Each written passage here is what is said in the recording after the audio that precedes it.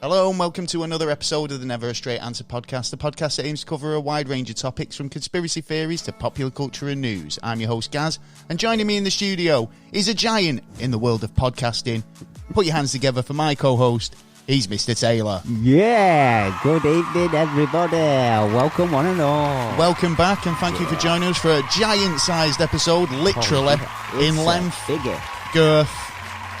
And yeah, we're talking giants this week. We are. Hey. Yeah. So do you know what? I've got a joke. What have strippers and giants got in common?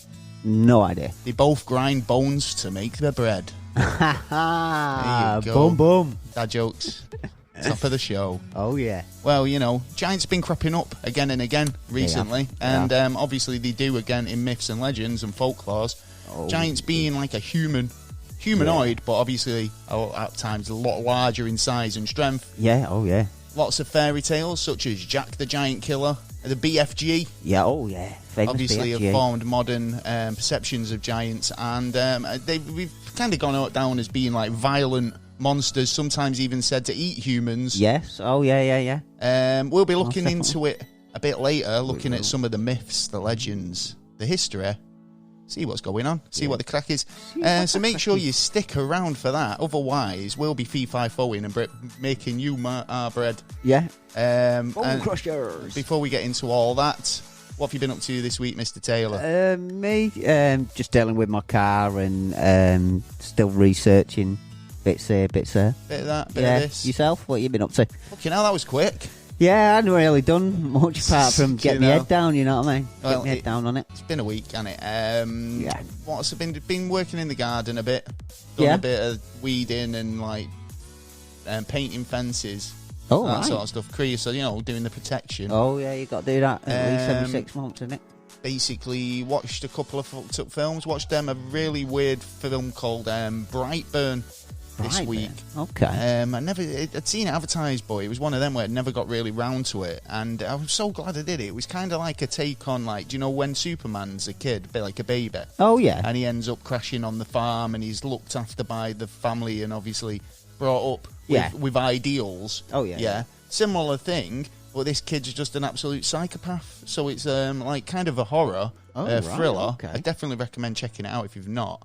It's a bit of a twist on that superhero kind of racket that's going on. Other than that, got update on Oak Island. Oh, right, okay. Oh, yeah, coming to the season 8 finale. They're actually looking like they might find something. Right, well, it's about bleeding time. Well, this is the thing. They've been I can't even talk. They've been drilling core holes and samples and stuff. Yeah. It's turned out that they've obviously had quite a lot of different sites where they were looking into, but some smart ass came up with the idea of maybe looking at in the water table in case, because basically if there was any silver, it'd show up on the water. It'd show up in, well, not just silver, but zinc, copper, all these other metals would kind of leach into the water. And obviously it makes sense that if you kind of take samples of the water of all these holes they've been drilling, it would basically give you some indication as to where the metal is. Yeah, right? Yeah, it's true enough. So they did it, and sure enough, they found high concentrations. Like 700% concentration of not only silver, but like say zinc and copper and other metals. So there's a fortune down there by the sounds of things. Does look like they've actually found something. So we'll keep an eye on that and see what happens. But other than that, they do seem to be kind of making quite in a COVID year as well, when they were late off the mark, for the season. Yeah, that's true. Now obviously they made more discoveries this year than any other year. So obviously it's a season finale next week. We'll keep you posted what's going on there. Yeah. But to be honest, getting closer to the bottom of the hole, you're going to find more and more, aren't you? No, so it's not necessarily where they were looking at from the, originally they were, now they've made new discoveries. There was also like a kind of an idea that there was a boat sunken in the swamp area. In the middle, unfortunately, like due to the weather and the time frame this year, they've not been able to excavate it that much. But there's strong evidence to say that is actually the case. Right. So good. Like I say, It's exciting stuff. Let's hope they find something. Keep me beady eyes on that. Like I say, we dropped the new merch. Yes, we did. We dropped that a couple last week now, wasn't it? Yeah, so go out and buy if you can. Anyone who's... we will supply. Give us a bit of feedback on that. That was fantastic. Thank you so much. But got to thank the fantastic Ross Cook, Cookie, for designing the our new merch line. So get over to TeePublic. We'll put some links in the description. We will. Where you can get yourself one. Yeah. Hey. Yeah, so that's pretty much me this week. It's been a kind of like work-heavy week, been researching. Yeah. Doing a bit of homework on this week's topic, which, of course, is giants. Yes, it's a biggie. It is, isn't it? Well, not as big as you'd think. Yeah, that's true. Because during this research, I mean, like, one thing I will say off the bat is giants ain't that giant. No. Not really. What actually constitutes as being a giant isn't actually all that. So, you know, we'll go into that a bit later. But we had Chain Connections this week. No one's got the right answer yet. They might do as for next week, because it's actually kind of connected to this week's episode. So, can we have a recap? Or not? No, you got to go back and listen to last week's. Yes. Taylor's not prepared to give you a recap. I'm not prepared for it. He's not brought his notes. No, I didn't bring my note on that one, no. And he's forgot what the clues are himself. Yep. So, I could make some on the spot, but he won't be fair. So make sure you go back and listen. If you probably listened and you probably didn't, I'll get at the answer in, and then I didn't have time or whatever. Yeah. You know you can do it now. Yeah. Send us an email to neverstraightanswer@gmail.com. Or just hit us up on social. Yeah, less than a minute to do. Exactly. Well, another thing that's quite... what saves you time is HelloFresh. Oh, it does. It does. And HelloFresh are offering a bit of a discount at the moment of 50% off your first box. Whoa, 50? Then 20% off your next free. That's fresh, pre-prepared ingredients and delicious recipes delivered every week. The sale's on, like I say, 50% off your first box, 20% off your second, third, and fourth. Spend less time shopping, cut down on food waste whilst enjoying delicious meals every week. Yes. There's no commitment. Yes, so you can cancel at any time. So HelloFresh is a rolling weekly meal kit delivering to your door. No minimum term commitment, so you can choose what goes in the box and when you want it delivered. All fresh ingredients to your doorstep. And like you said, there's less waste and less shopping as well. Yeah, that's it. Because that's it. What I find when you buy veg, you always end up cutting up too much. You throw some away. Or you buy too much so it goes manky. Well, these guys send you exactly what you need. So we waste over 400 tons of food every year. And that is just another reason why you should get over there, not to mention the mega discount. So, link in the description. You can tell them we sent you. Yeah. All helps. It does, indeed. It does. But we promised you giants. We did. And do you know what an irrational fear of giants is called? No, I didn't even know there was... It's called fee-fi phobia. You joking? No. So, like I say, giants appear in folklore of cultures and countries worldwide. And even in modern-day storytelling, with examples, like we say, of Jack and BFG, resembling a human, but pretty much enlarged to the point where, the monstrous... Yeah. Giants, for the most account, evoke terror and are portrayed as monsters or antagonists. Yeah, that's But, obviously, they do kind of, crop up in a number of different cultures. Yeah. So, we've been talking about, and you kind of wanted to look at this topic for a while now, haven't we? So, we've done a bit of research. We have indeed. And this is what we found out. We have. Well, we have found bits. It's countless tales of giants all over the world, from Norse, Indian, Mayan, Aztec, Incan, and Greek lore. Yeah. Giants are not a myth at all, I don't think. I think they were part of, history in some form or another. But society or not society? Would you say? Well, it depends. They might have had their own society. I think they were part of society. Well, do you think they were part of their own society? Or because, it's not like today, is it, where we've got, cities and it's a melting pot of different cultures and everybody lives together. It would have been tribes, and certain tribes stayed with their people and they had their society. Their society was small, but they had a society. That's true, but I come across a few things where little towns and that had a giant with him, so it was basically like a giant and a human, and the giant would help the human. Well, we talked about Hagrid and his parents. Yeah. Do you know what I mean? About how did that work? But there's lots of accounts of kind of these giant people too many to say there is nothing settling there. down with humans, and that could be how this gene was introduced. But giantism, it's a Greek word, right? It comes from I think it's giants or something like that. Right. Is it gigants? Giganza. Yeah, I think that's probably not how you pronounce it. But also, it's basically it is a condition. Do you know giantism or gigantism? Genetic. Well, it's a growth hormone in condition. Yeah. And so most of the time it develops in children when they're hitting puberty. Yeah. And it can grow. Do you know when you say growth spurts? Yeah. When my gran used to say, or my nana used to say, have they been putting you in a grow bag? Yeah, because like every time I'd see her, I'd grown. I was a teenager. Do you know what I mean? Yeah. But obviously, but this is the thing, right?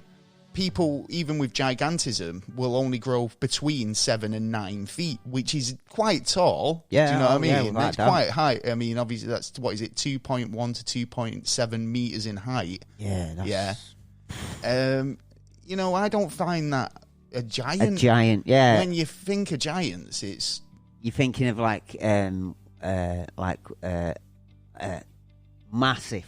Like King Kong or something. Oh, the fucking word itself, giant. It's supposed to conjure up size and magnitude. Yeah, big, massive. Giant is not a big. It's not a big enough word anymore. Do you know what I mean? Yeah, true. Because even what we consider a giant isn't big enough. Yeah. It's this American culture, isn't it? We live in it where it's like fucking. Yeah, but don't forget, it was bigger. Burgers. It was a term that was put a long time ago, which back in them days that they would have found just that word for it. Yeah, definitely. It comes from, like I say, the Greek word. It's Greek, and it means earthbound or earth. What is it? Earthborn.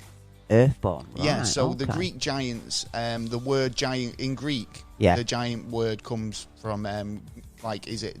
Like I said earlier, gigants or whatever, meaning earthborn. Apparently, there was a race of huge creatures that were the offspring of Gaia and the Earth and Uranus. Yeah. And apparently, they were produced, half man, half monster. Yeah, and right. They had tails instead of legs.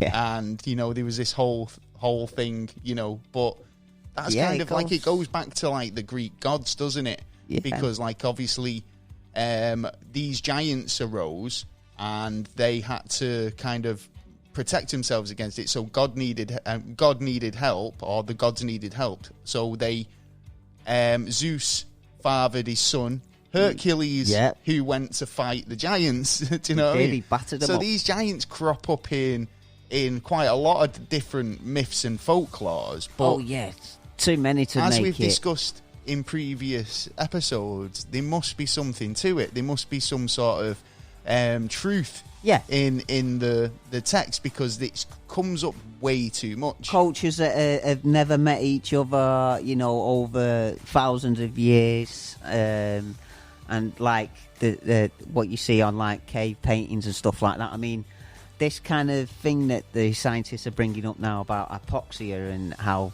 caveman used to hold his breath so he'd like get that kind of feeling. Euphoric. So he's with the stars and stuff like that. Yeah, and then putting it down. Well, you mean what's it? When you're suffocating yourself. Yeah. Asphyxiated. Yeah, asphyxiation. Yeah, basically. Yeah. But I can't work out how they've worked out that they did that. because that is the only reason that they painted aliens or ships or giants on the wall. Bored to fucking sin, yeah, right. One of them sat there, held his breath, and realised he could get quite high.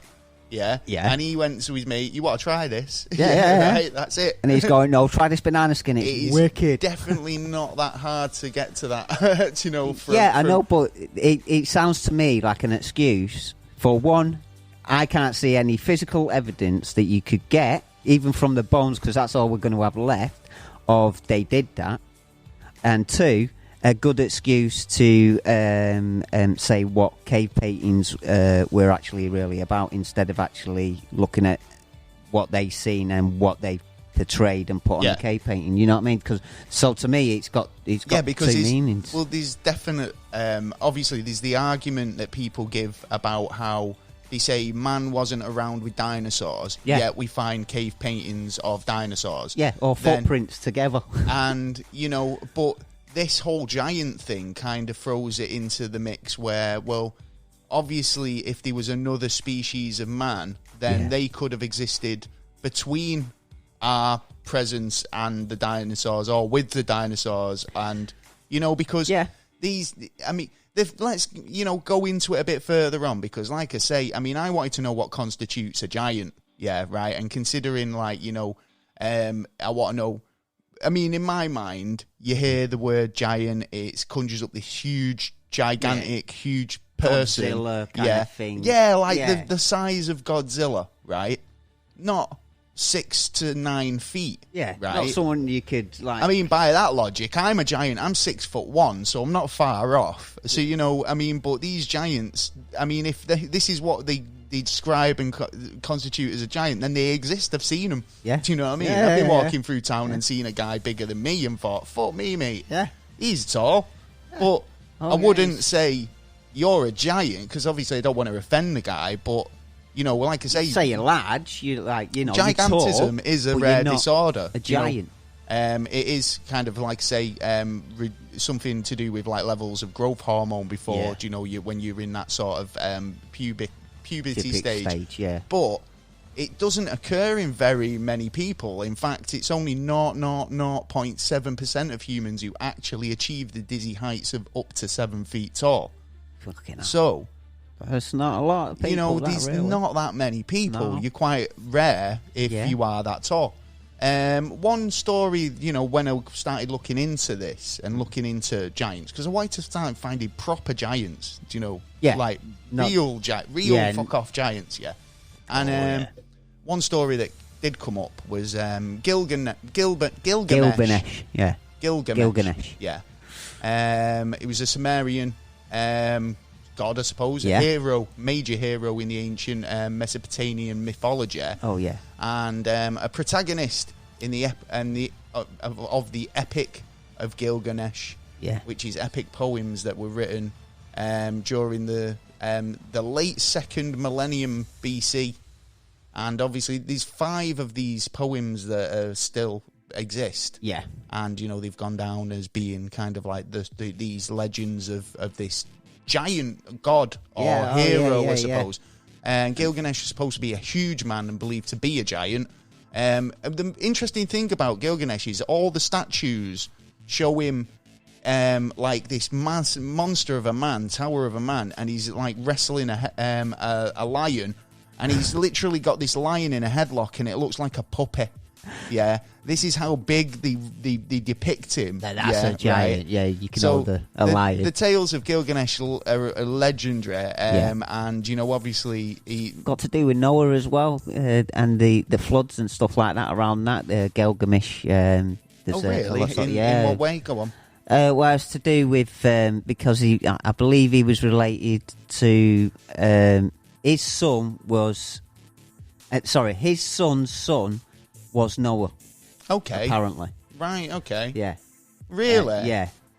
Okay. We'll have to have a look into that. Yeah, it's a long, thingy story. Now, but you see, Gilgamesh does kind of come into, you know, like these kind of... You've got the Sumerian, which predates the Bible and predates anything like that, which obviously states that there were giants knocking around. Yeah, and he was 3,000 years old The Bible actually has passages relating to giants. Yes. But one book that talks about giants more than anything, which you could actually say was probably the keystone in evidence when it comes to this, is a book called the Book of Giants, right? So Gilgamesh is actually shown and depicted as a giant in this 2,000-year-old manuscript or book, the Book of Giants, that actually describes how the Nephilim were destroyed. And, we talked about the Nephilim being the sons of God who basically mated with the daughters of man, which created this new species, which were these sort of giants, I suppose. Yeah. Then God wanted to get rid, because he turned around and said he had to stop it, and then it sort of goes into the story of Noah kind of thing, saying like he needed to get rid of men because men were fighting back and stuff like that. That's probably why there was send a big flood. Well, this was it, and it was like not 40 days, 40 nights. It was like 500 days, 500 nights. It was a lot longer than the Bible portrays it. Right. Okay. But there's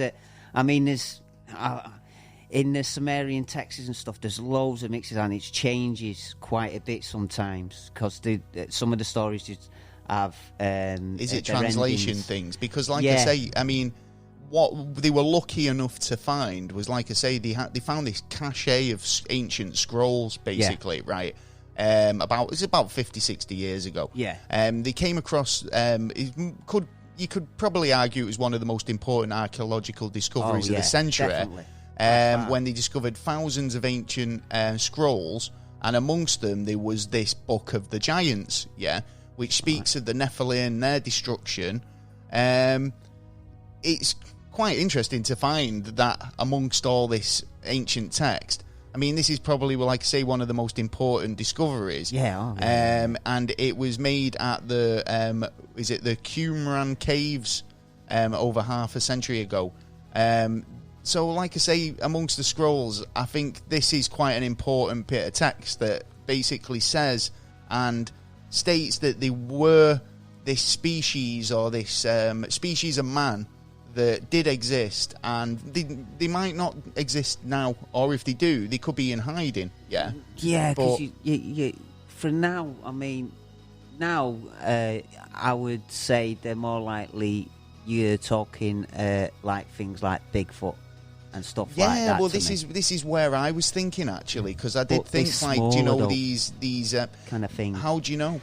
Because like you said, giants. If you said giants, you're looking at, like, King Kong or something like that. Well, this is it. Well, that's what I'd conjure up. But is that not just because it's like that's our imagination, and as kids you hear, Jack and the Beanstalk and stuff like that, and it's the depictions of giants that we've been shown in stories in the media. In the media. They're always in the media. Those bloody giants.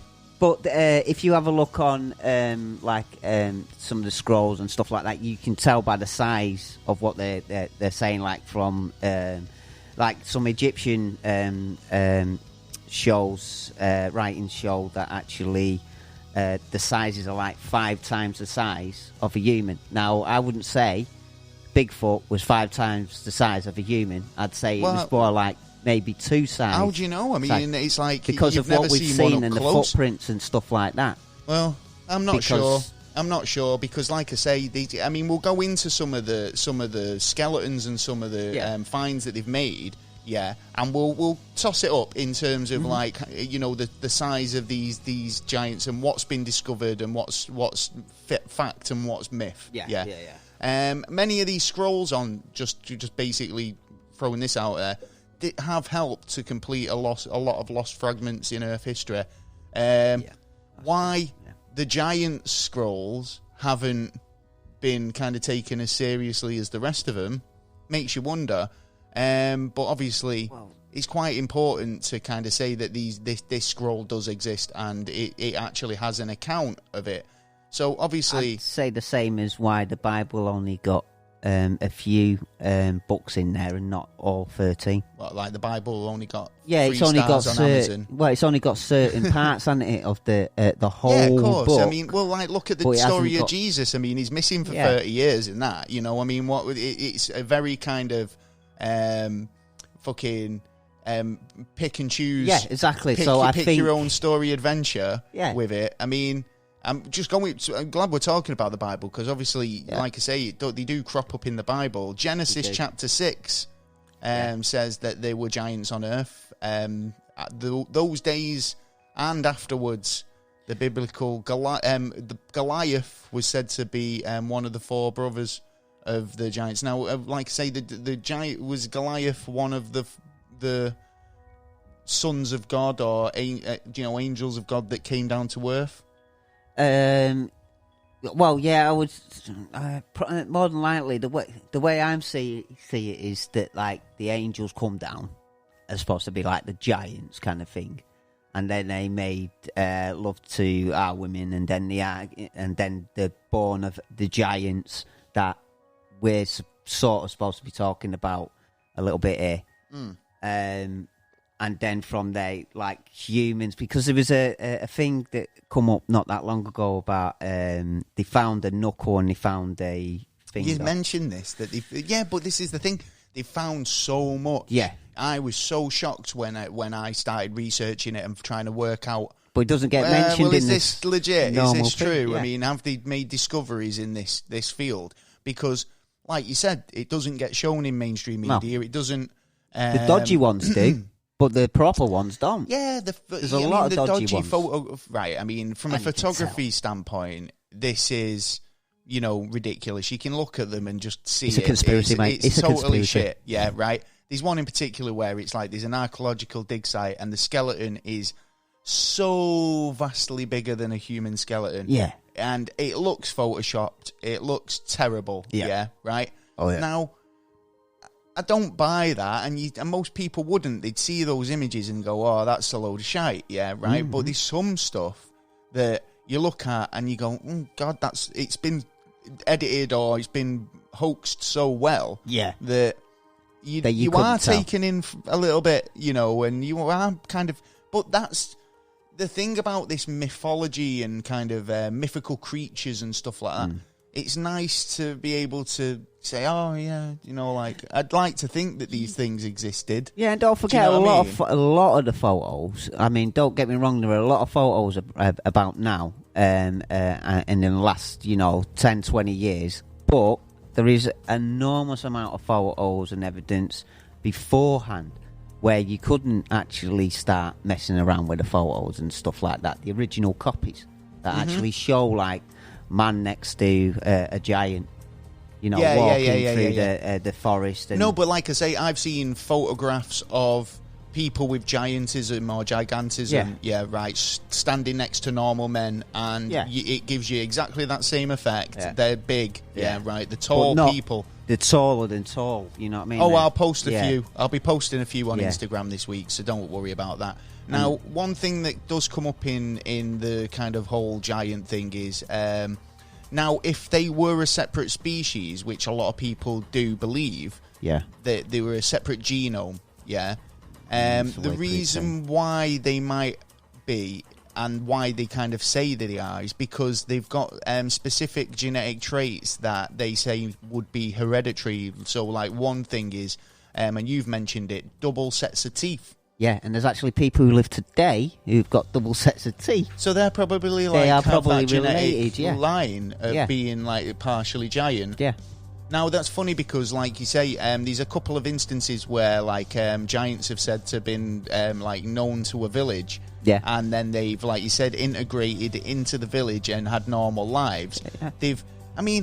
7 or 8 feet tall, you could still kind of, like, we were laughing and joking about, like, the Hagrid thing, and saying what were the dynamics between the mum and the dad, right? But an 8 foot tall man could easily kind of procreate with a 6 foot woman or a 5.5 foot woman. Yeah, it's true. Wouldn't be the most comfortable. Yeah, but you've got, I've just realised, like, you've got to consider, right, back in the day, like, you know, and when... then their kids probably will just come out normal. Yeah, well, this is just it, tall. because the sizes, there is going to be a proportional, you know, difference there in the sizes of mating. But you've got to consider as well, like, in the past, like, you know, when they talk about wars and battles and stuff like this, and it's like, there's 3,000 troops on that side and 4,000 on the other. Yeah. Well, in realistically terms, there was a 300. They just added an extra 0 to make it look good. to try and make it look good. good. To make it a bit more special. And that's it. I suppose if you were fighting a giant, or you were fighting a man, or you were a knight or some other warrior or whatever, and you came across a man who was twice your size, then and you won the fight. Stain, I mean, look at the story of David and Goliath. If you're looking at the Bible, yes, there's you know, a good, there's a good one. example where David could have just had a beef with this guy Goliath, who was just twice the size of him. Yeah, but then by the time he gets to the pub, that's turned into, mate, he was a giant. He was an absolutely 15 feet How many pints tall. did you have? Well, just a couple of 20. It's that old. You know, there was 10 of them. Yeah. When there was only one. When there was only one, it was a woman. You know, kid with a extra lollipop. bits, you know, extra teeth is one thing, but they've also been reported to have extra toes and fingers. Yes, and there's photographic. There's photographic. Well, there's not only photographic evidence. There's actually footprint evidence. Yeah, right. I think it's Virginia or somewhere, where like large footprints which measure to be bigger than your average foot. Yeah, right. With extra digits, have been discovered. They have. Now, scientists kind of dismissed and said could be an animal. Yeah, or, you know, no tail was. Yeah, they're trying any excuse. Trying to kind of find another reason. Yeah, which is fair enough. Then not so far from there. Yeah, apparently a similar size foot sandal was found. You're joking, a sandal, a full sandal. Well, who's like selling sandals at like fucking, you know, like a 4-foot sandal place? It was a homemade old school sandal, man, like archaeologically found, and they found this sandal and. They've gone, well, you know, unless, like, some fucking big animal was wearing sandals. Well, yeah. This new species. Giacomo, I think he's been going to. He's been going to Giacomo, you know, and for the big and bulky type gentleman. Yeah, I'll go for the extra large, please. Well, this is the thing, isn't it? Why do you think big and tall shops exist? Yeah, well, that's people true. are big and tall. There's people out there that they cater for. People got extra fingers and toes. They must be, and they do 6-digit gloves. Yeah. Oh, well, there are famous people out there who've got, like... webbed fingers? Webbed toes? No, like an extra... as in, who's got an extra finger? If I'm right, Harry Berry has got an Halle extra toe. Berry has not got an extra toe. I think so. I refuse to believe Halle Berry I remember is not perfect. a famous woman in America who had an extra toe. She's going to sue you now. You do realise this is my opinion and what I believe at the minute. Because conspiracy theories, Halle Berry. I cannot guarantee next it week. Is her. Next week on the Never a Straight Answer podcast, we look into the claims that Halle Berry has 6 toes. And I tell you, I will look into it. You do that. I'm pretty damn sure it is her. But if it's not her, there is people out there who have extra digits. She might be part giant, and I'm sure they do. Yeah, there is loads of people I bet out she's there. amazing on the piano. Yeah, right. No, anyway, I think she had it taken off. Additional digits. Yeah. Well, like I say, we've been looking around for some of these. Some people with extra toe. No, we've not. We've been looking at giants this week. Slippers. Now, one case I found quite a few. Yeah, but I found this account. It was in 1553. Yeah, right. Pedro. Hang on, this is what his name is. Yeah, Pedro Chilzar de Leon or Chilzar de Leon. I can't crap at pronunciation. Yeah, I'm saying. I need to get a fucking speech therapist. He wrote in the Chronicles of Peru about a legendary giant. Or legendary giants described to him by the Mayans, the Mayan people there, that said that they came across on huge boats, like made out of reeds, big as ships, a party of men of such size that from the knee downwards was a height of a regular-sized man. Yeah, so these were supposedly giants, big giants, right? Yeah.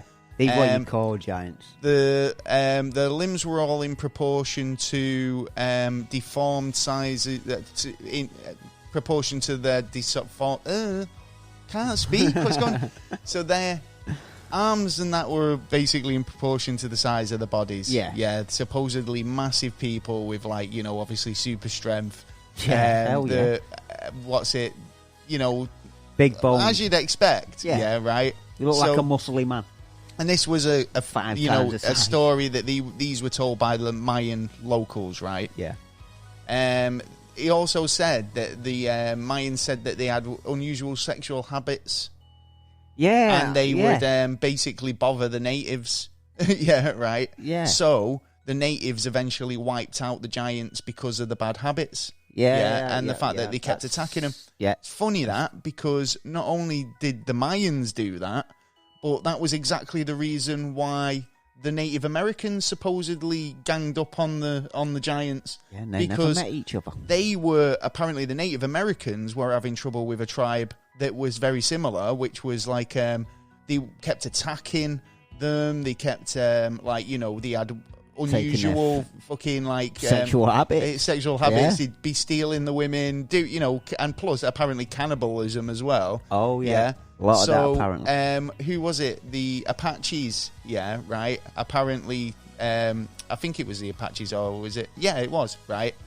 They ended up kind of, like, setting up a kind of, like, a siege against them. I think they were, like, 80 men strong. Okay. Yeah, and attacking these giants. They apparently lived in the Lovelock Caves near Nevada. Ooh. So, I'm not sure. There, then. Yeah, so, this kind of idea that they were a bit brutish and kind of like, not very friendly. Well, there's actually in some Mayan texts saying that they would eat humans. Really? Yeah. Just literally, they were like cannibals, like sexual deviants, like, I don't give a toss about anything, and just like trample through. Right, okay. But then, wouldn't you after a little while get a bit peed off and go, well, actually, lads, let's just get together and sort this situation out, because they're due in the next couple of months, and like my wife don't like them. Well, this is it. Well, the Norse gods again, they had problems with giants as well, and they've never met either. I know. So you've got they've got numerous myths of in Europe. Obviously, Europe's big for all this sort of cryptid and stuff. But, that's true. From trolls to giants to ogres and all that stuff. Yeah. But giants do come up quite a lot. And especially in the mythology, and obviously it's quite prominent now with Thor, and everyone knows Asgard and, the Odin and all this sort of stuff. But it is actually linked to actual Greek, factual, and Norse mythology. Factual, yeah. Now, one giant, they had problems with giants. Obviously they had to kind of try and deal with them, and these myths of the gods having battles with these giants. They actually got one giant to build them a wall around Asgard. Yeah. Yeah. Right? Which is obviously home of the gods. Yes, so and it was. As payment, he said that he wanted one of the goddesses, Freya. Yeah. Can't have that. Well, yeah, because obviously Zeus had, Odin had said, Freya's the mother of Thor. Yeah, right. So Odin's basically said, "You ain't touching my wife." Well, no. Odin's turned around and said, "No giants can." He banned it. Basically, said no giants can have relations with goddesses. Yeah, right. So he's built this wall for him. Yeah, and said, "I want Freya as my payment." Yeah. Okay. And rather than getting his payment, he just got clocked around the head by Thor. Which he deserved. Sent on his way. Exactly. Smacking a mush, son. That's the Mancunian version of that story. But, I mean, it goes to show that, that's three civilizations that were very kind of separate. Yeah. That have all had kind of run-ins with these kind of creatures, these beasts, yeah. And, they've been described as thuggish. Yeah. Quite strong, like in proportion to the size. A bit dim. A bit kind of like... I'd say a little bit dim, yeah, but like they must have had some kind of intelligence to know what they were like kind of doing. Yeah. And plus, if you think about it, it's they could have been like wild animals out there. Basically, all it wants to do is go out there, shit, fuck, and have something to eat. There's some fun ones though. I mean, Paul Bunyan, is an American folk hero. He was a giant of the North Woods. He was supposed to be taller than all the trees, and where his footsteps were, the water filled in, and that created the 10,000 Lakes of Minnesota. So that's quite a nice giant myth. That's true. But Clearwater, Minnesota, right, has actually had skeletons of giants discovered there.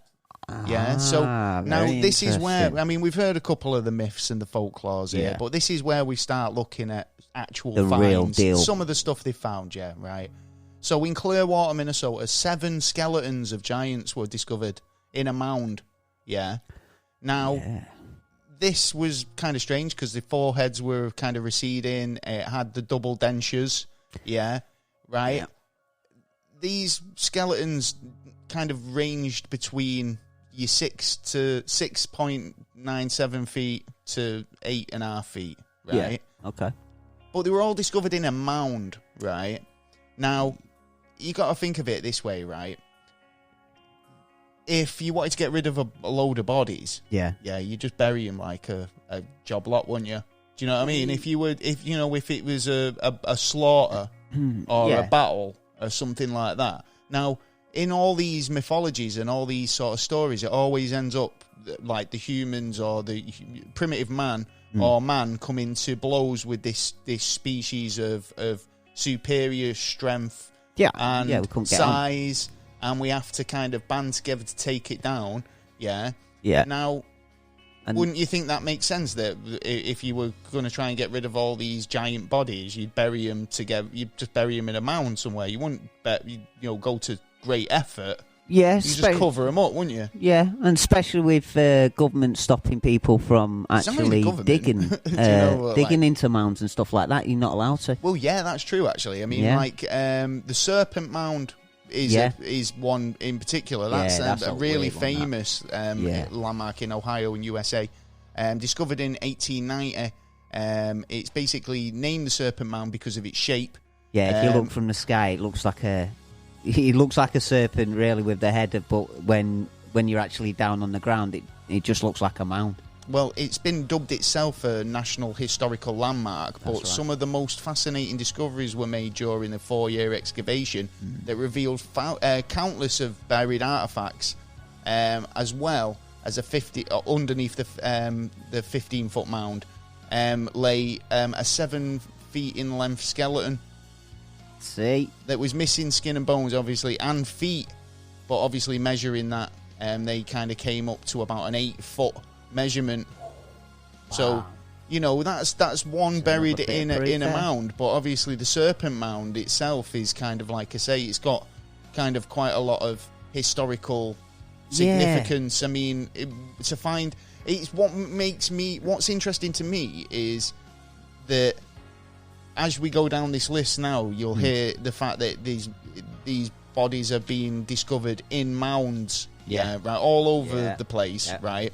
And every time they do an excavation there, they find remains of somebody who's taller than the average fella. Yeah, right. Definitely. So there's something going on there, isn't there? I mean, without a shadow of a doubt. I think is it the Creepsper Mound? Or Crepsper Mound, right, which is located in West Virginia, USA, right, near the Big Sandy River.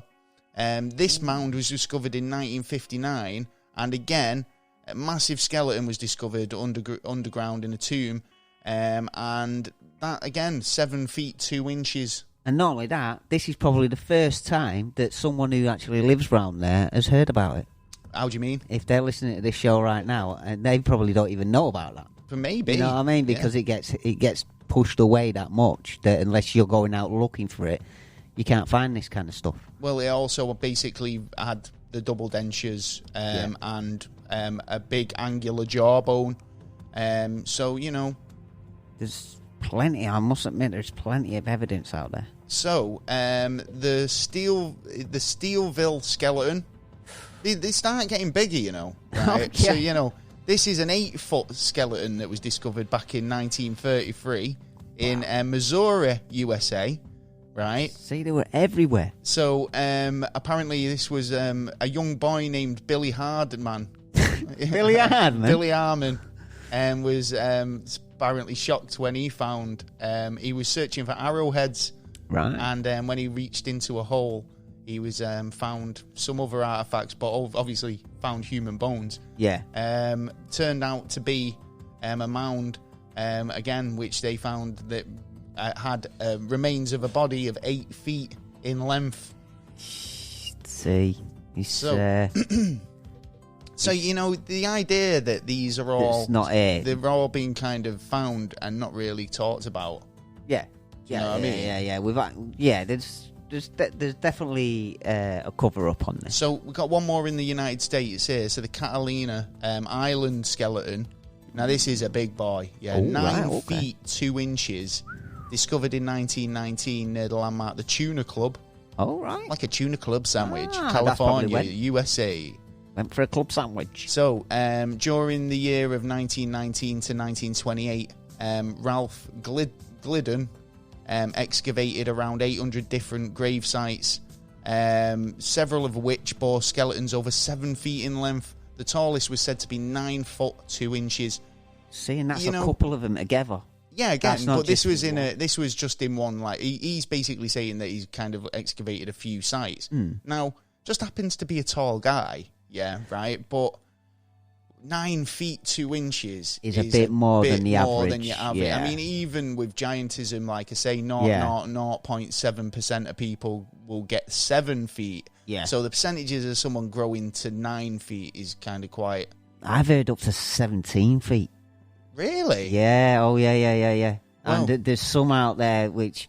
A lot of them are hoaxes, but there's some out there where like their heads are like well, these are the ones I'm talking about. Like when you see them in photographs, you just think this is bollocks. Exactly. Yeah, you think this is. So do you think there's been? I mean, English giants.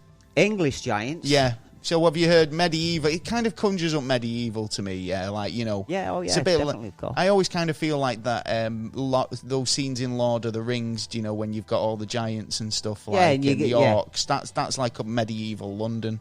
Yeah, yeah. The giants in medieval folklore are basically dull creatures. They're regarded as basically extraordinary size men with extraordinary strength and appetites, but very little intelligence, So, it's not very much, going on there, but they do exist.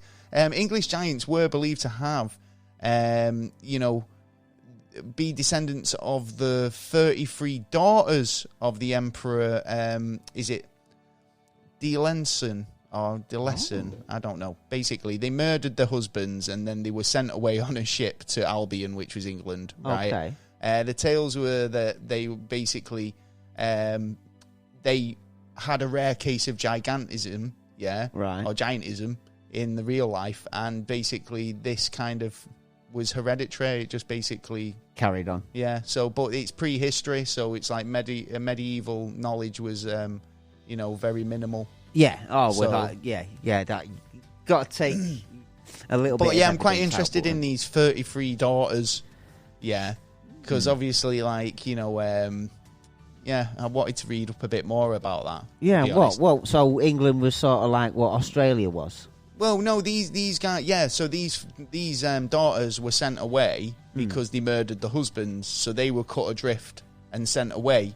And they just turned up and here. Eventually just reached here, right, okay. And then obviously, but they had this genetic trait. Yeah.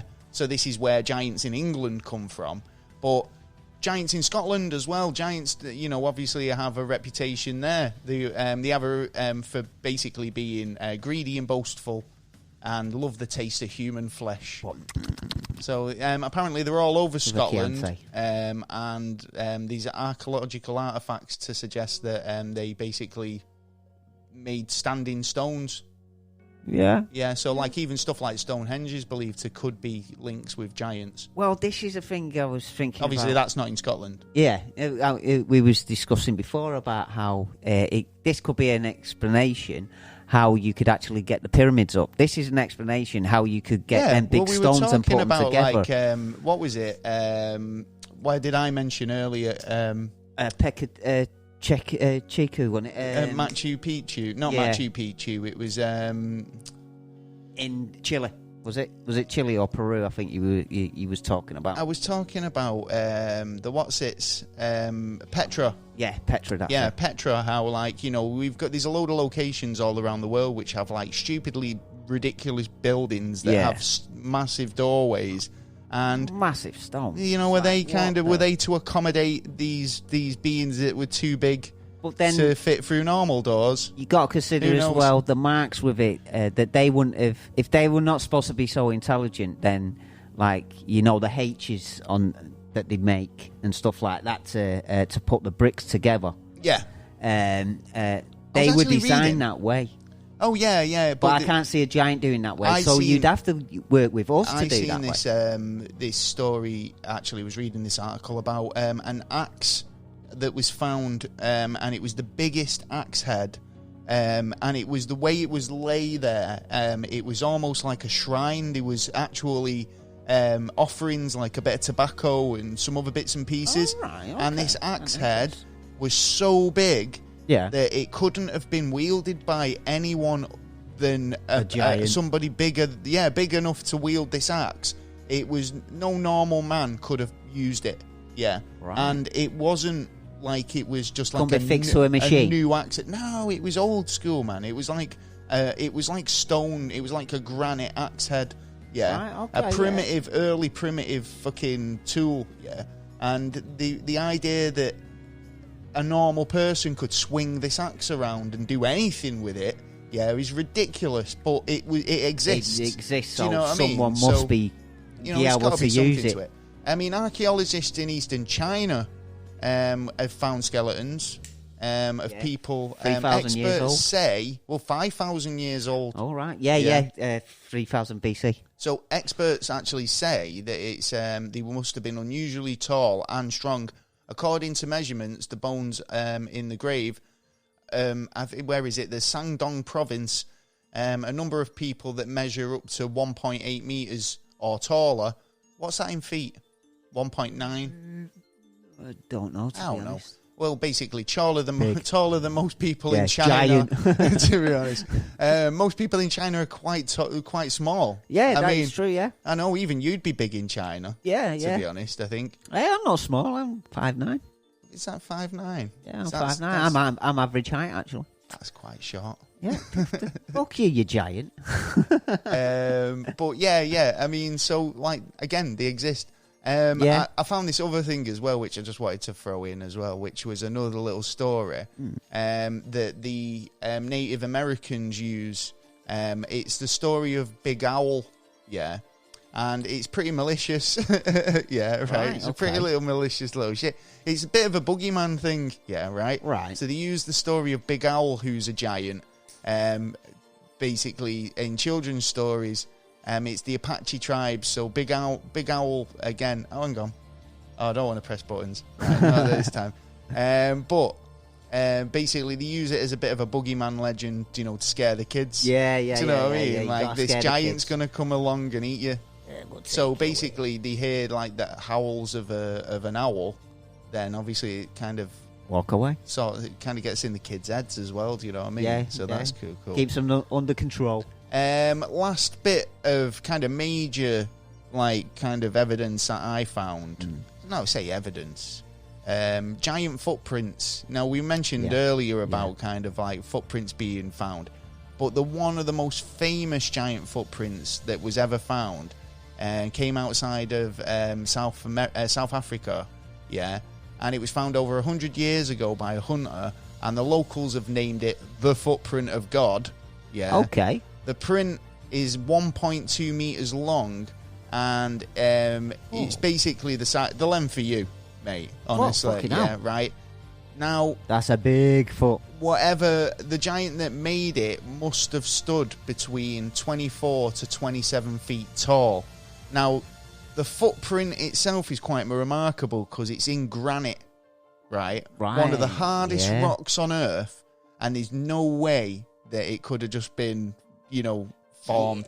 Right? It's no chisel marks around it, or any workings of whatsoever. Yeah, which means that whatever made this footprint must have stepped in it while it was still molten. And so they are some tough motherfucker. Yeah, you can't. I mean, a human couldn't even step on it we've for seen people do like hot coal burning. challenges and stuff. Yeah, but that's different. On hot coals. That's different. Like magma. I'll post a photo of this because it is quite an impressive photograph. Yeah, yeah. Like I say, it's in the books.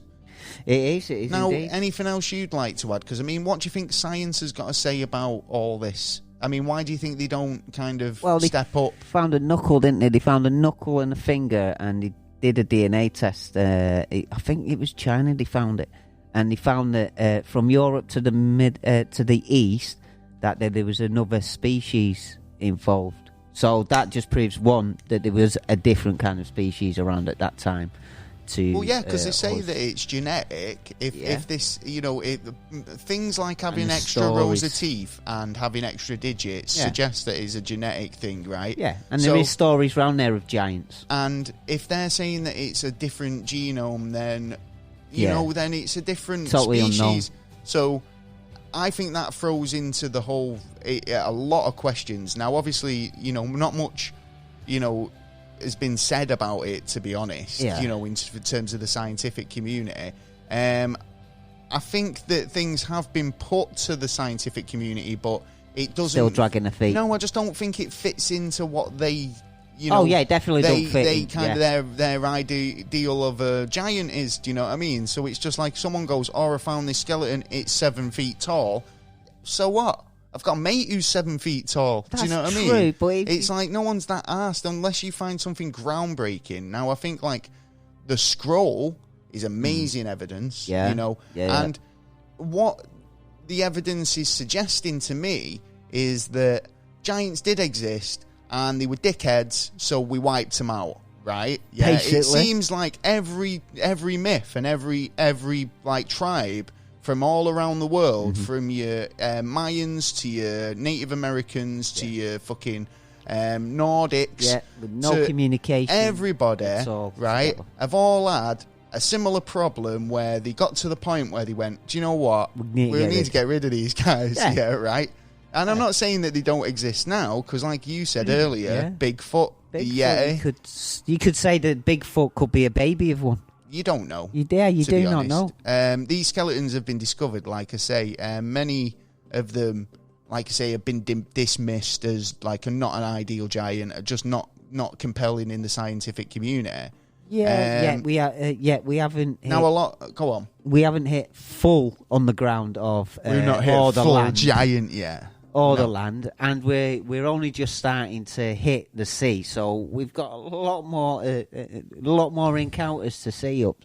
I think we'll find a lot more. I think we're going to find a hell of a lot more than what we think. Like I say, a lot of the photographic evidence, in my opinion, is fake as fuck. Yeah, I wouldn't worry myself or interest myself with that. No, but there are some good ones out there, though. Why do you think it's being taken from history? Why do you think we're being covered up? Why do you think this giants isn't something that we, if they were another species, and like I said earlier, it could account for people who believe, like, they were man around when the dinosaurs were around, and then people who say, well, that doesn't fit into evolution.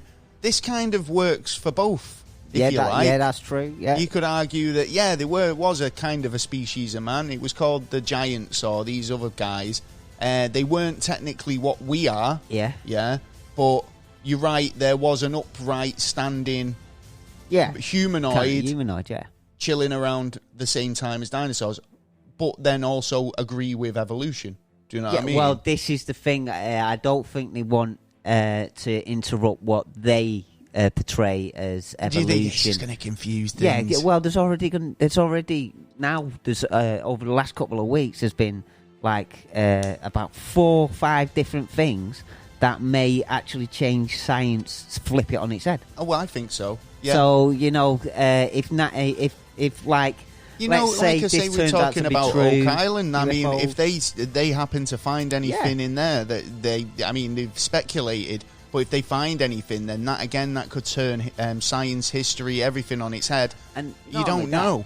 If June turns out to be true to it's supposed to be, as in like when they come out, the USA come out and go, well, you know what? Yeah, we know aliens have been coming around for God knows how long. We've been looking into it, blah, blah, this, that, and the other. Yeah. If they come out and say that, then there is no excuse to turn around and not think about the giants and stuff like that and go into stuff like spirits and stuff like that, because we have just now found out they lied to us. Well, it's like if you were wrong about that, or you were lied to about that, then we could be lied to about a lot of other stuff. Exactly. Hide it away. Just kind of going back to, thinking about this. Do you think, mentioned all these mounds, right? Do you think that they're burial sites from when we've had these battles? Yeah, I think a lot of them are. Right. Because they have been on battlefields. And do you think we've killed them off? No. I think we've killed the majority off, but I think there is a subspecies. Because, like I say, I think they'll be I think they've integrated to the. That's where I think Bigfoot and that comes from. Well, not even just that. I think that genetic line of people with giantism or gigantism, potentially, it's a dormant gene or a lingering gene, or potentially it's like maybe you've lost that double teeth thing or whatever. But and it answers the question as well. It could be an horrible answer to the question of the 411 missing and stuff like that, and what's been going on in all the woods. Giants have been eating them. Yeah. That is, you know what I mean? It's either that or Bigfoot, or we've got another kind of species out there that we can't see, you know what I mean? Which there is probably out there. Interesting stuff. It is. Too much to even cover tonight. Yeah, right. But massive, I'm pretty sure we'll probably come back to this one. Yeah. Wanted to just give you a bit of an overview of the situation. Bit of giants. Bit of giant-y stuff. Well, giant overview. A bit of giant overload. I don't know how many times. If the competition this week is if you can guess how many times we say the word giant, you get fuck all. You don't get nothing. Yeah, you get you get a round of applause. We'll give you one of them. Anyway, that's enough. That's too much. Yeah, that's way too much, man. Well, wasting the applause there. Well, a gang of guys or a group of people who do deserve a applause is our promo this week. Oh yeah, the movie seller. Oh, he sells movies. Well, they do. They say they've got a VHS collection and an internet connection and an uninformed opinion. Oh, well, you got to have an opinion. They said they're not a movie podcast, but they are. Yeah. Come on, let's have it. So go and check them out. They're called The Movie Seller. We've got a promo for them, but they are this week doing a special event, which is a charitable event. So I do hope you check them out. Yeah. Here's the promo. They're going to talk about it now for you. Take it away, boys. Hey, this is Overlord Dan from The Movie Seller, and I am here to tell you about our upcoming event, the Trilogy of Trash Birthday Bash, dropping on May 7th, where we'll be celebrating our 2-year podcasting anniversary by showing you guys a triple feature of short, shot-on-video horror films from our friends at Dungeon Entertainment. It'll be a live YouTube broadcast, and we'll be hanging out and chatting with you guys.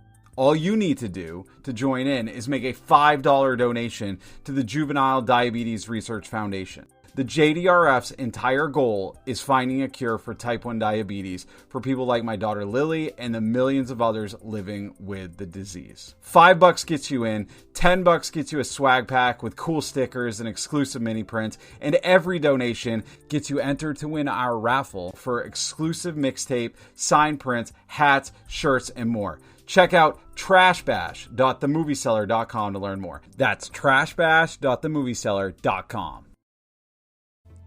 Yeah, so thank you guys for sending your promo. Remember, you can send your promo in as well.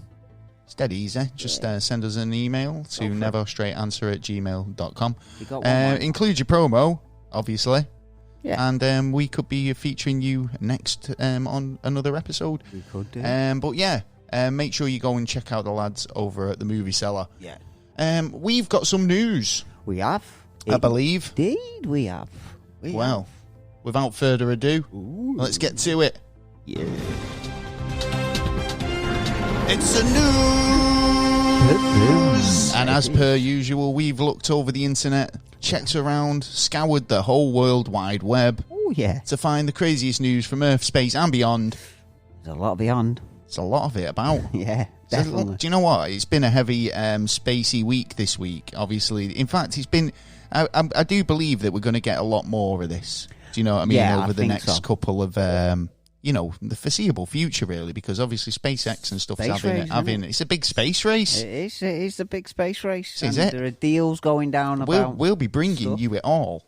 Yes, and as it hopefully happens, we'll show you some live events. We're hoping to. Well, fingers crossed. Yeah. Do you know what I mean? Well, do you know what I'd help out though?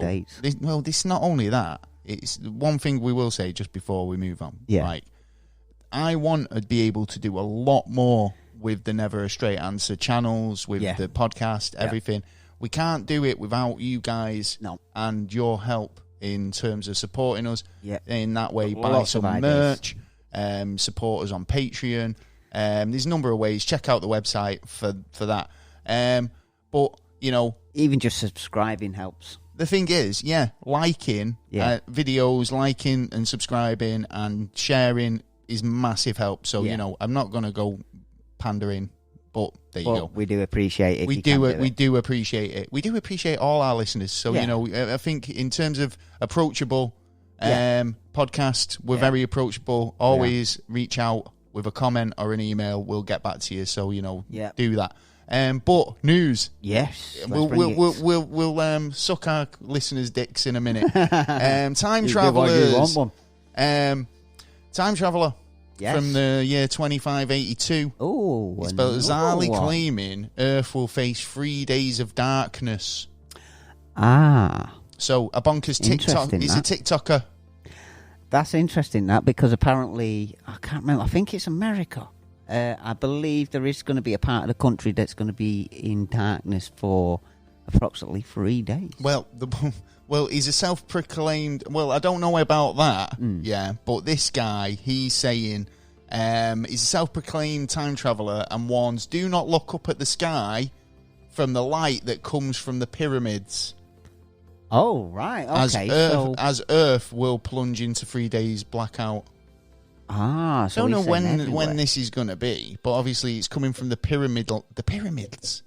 This is bonkers, isn't it? I need times and dates so I can get stuff done. Well, he's saying that he's travelled from the year 2582, so it could be anywhere between there, really, couldn't it? Well, in the bonkers TikTok video, the man bizarrely claims that the planet will be plunged into 72 hours of darkness and urges people to start preparing for the phenomenon. So I reckon that could be imminent. He speaks total rubbish, apparently, but people are eating it up. And, basically he's got 636,000 followers on the social media website. So obviously some people are buying it. Yeah. I wish we had that many followers. Oh, please. Do you know what I mean? God, his video claims that there'll be a 3-day blackout which will cause chaos on Earth in 5 years' time. 5 years' time? Yeah, but he says prepare now. Obviously, he says that this will happen on the 6th of June 2026. What? Believe it or not. 2 days worth of food in. Ripley. Get me Ripley on the phone. Yeah, let's see if it happens, you know what I mean? 5 years from now, well... Do you know... TikTok, a lot of things could happen between then. TikTok's got a lot to answer for at the minute. Yeah. I found this other story as well about TikTok, but this is a woman who feared that she was going to be taken, kidnapped, after she found strange melted cheese on her car. Not cheese. Cheese. Oh, right? my days. Now, this is a trend that's going viral over on TikTok. Again, so a woman has gone, she's gone viral, the cheese has gone viral, the trend's gone viral. Is there nothing that's not... It knocks me sick. Yeah. Right? So, why would you tell someone you're going to kidnap him? Right. So, yeah, she probably will now, right? So after sharing the warning to other people to be vigilant about, cheese on the hood. Yeah. She felt like she was actually going to be kidnapped. So the story goes... Fair enough. That people have on social media have been leaving a number of TikTok videos basically saying kidnapping techniques. So from leaving messages on people's wheelie bins to putting water bottles on the hoods of the cars and tying things to handles. Yeah. Oh, I mean, there. At the end of the day, mate, it's like, what fucking idiots, what sort of people are out there going, I'm kidnapping people for one, and I'm going to leave a fucking sadistic message on your wheelie bin. Yeah, and possible charges as well. To say that I'm going to do it, because that's meditated and psychotic. Yeah, I think there are a few people out there. I think anyone who's putting tips on how to kidnap people and what on TikTok should be taken off TikTok, surely. Yeah. Take them off TikTok. You should get a life. You should get a fucking dishwasher. Yeah, better not find no cheese on my car. Find cheese with gorgonzola. I'll be waiting for you. Some Stilton. Yeah.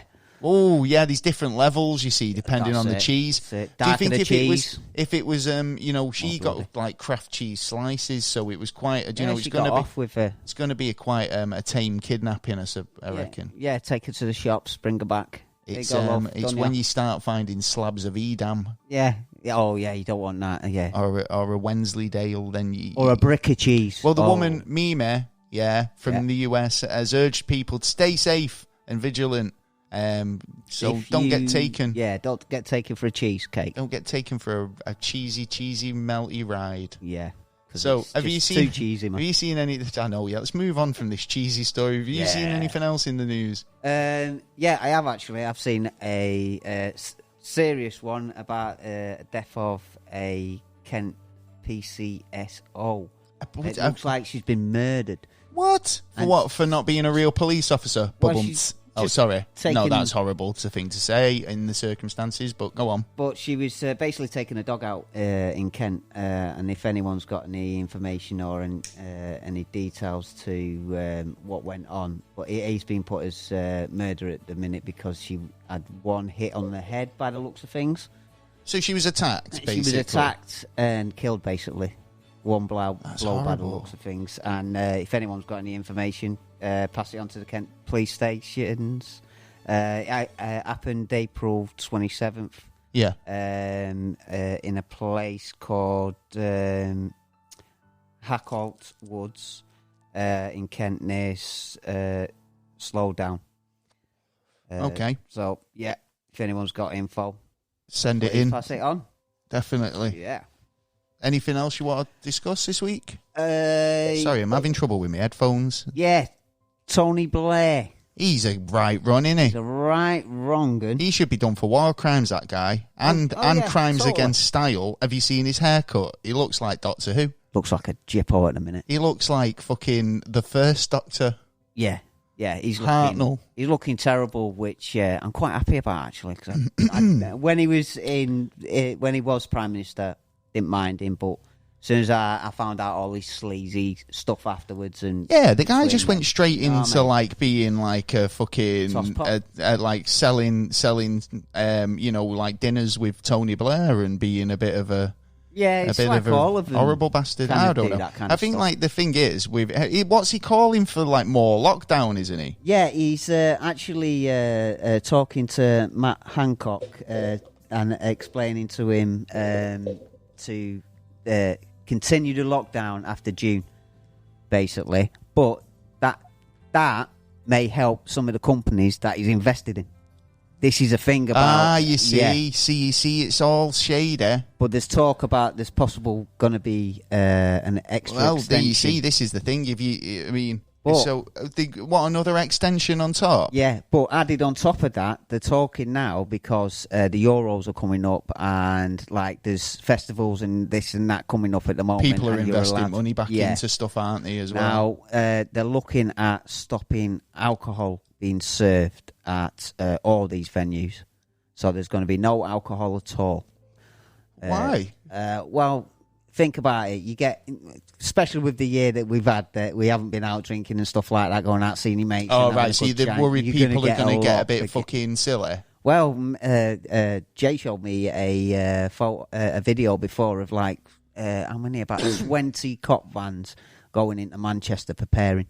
And I think that's for Monday, because it's Bank Holiday Monday. Yeah. It's going to be the next start of, getting a bit more freedom. You can actually handshake and cuddle your relatives. Really? I mean, I do believe that in the UK we're 40% down on previous. Yeah. In terms of the whole COVID thing. So, I think... Well, I expect a spike on that anyway. We're kind of still expecting maybe a third wave, but it's like when you see what's going on in places like India and Brazil and all these, it's still about... do you know what I mean? Yeah.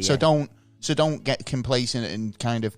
think it's all over and it's gone away, because it hasn't. Just be a bit more kind of on it. A report that's come out, I believe today, which states that this lockdown should not have been that long. It actually should have been 3 months, no more.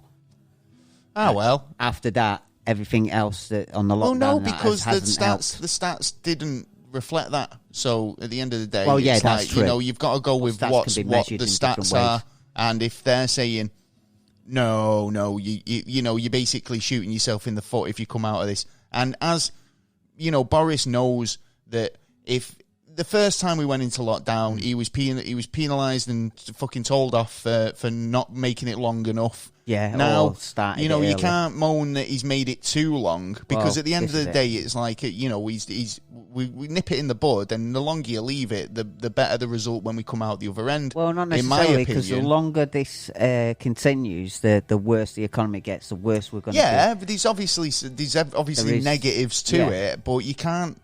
But at the end of the day, it's like that's why we're having vaccines so we can get out. There's a difference between your economy and your people, and to be honest, your people are more important, because there is no economy without the people. And if you fucking all your people die off, then you've got no economy anyway. Yeah, so go both ways. So totally. I think.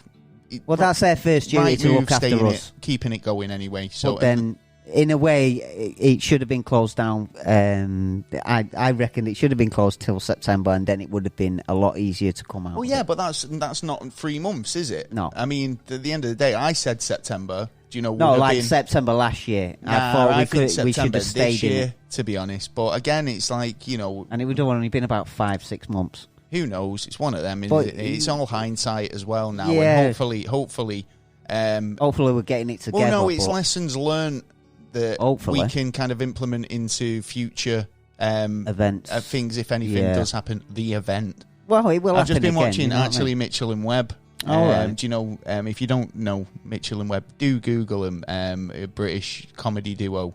If you've ever seen Peep Show, so funny. But like they do a whole thing about it's like a game show set in the apocalypse. Okay. And it's like they refer to the thing that happened as the event.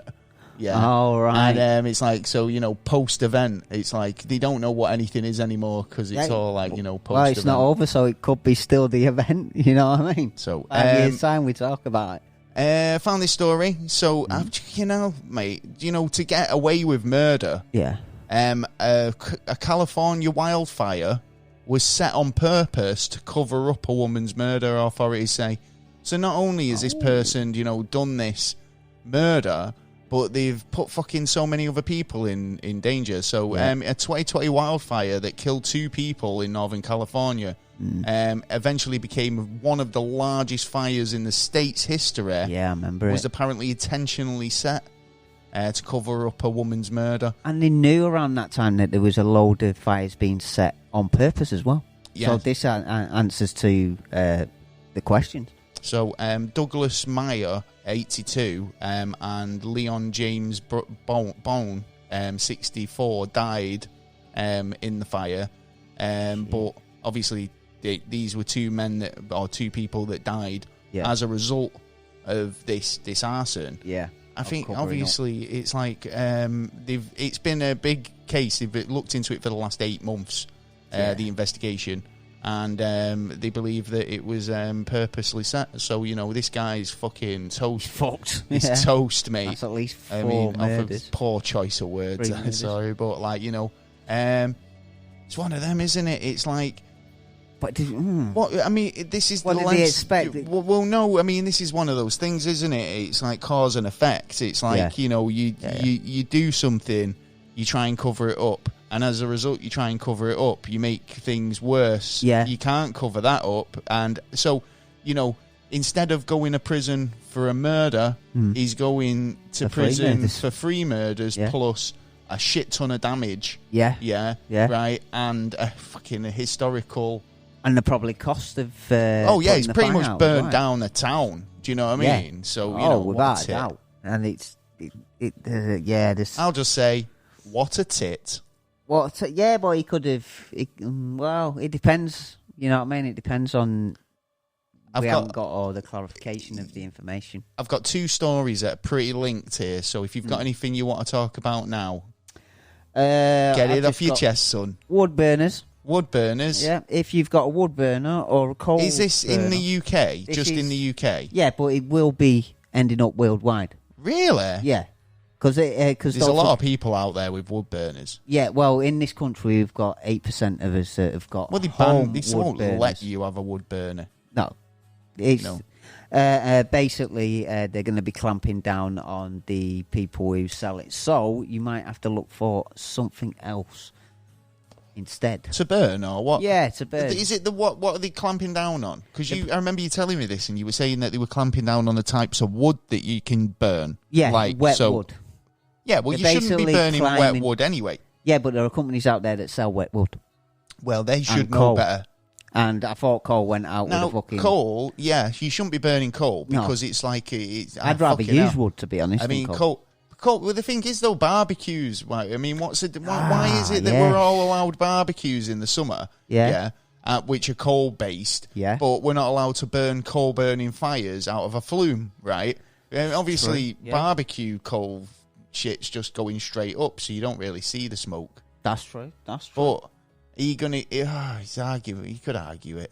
It's down to air pollution and... yeah, but like I say, a barbecue's still giving off as much air pollution as you're burning coal, I suppose. Clear Air Act of 1955. So you're going to have to ban... here, can you ban ban they saunas? Haven't really used...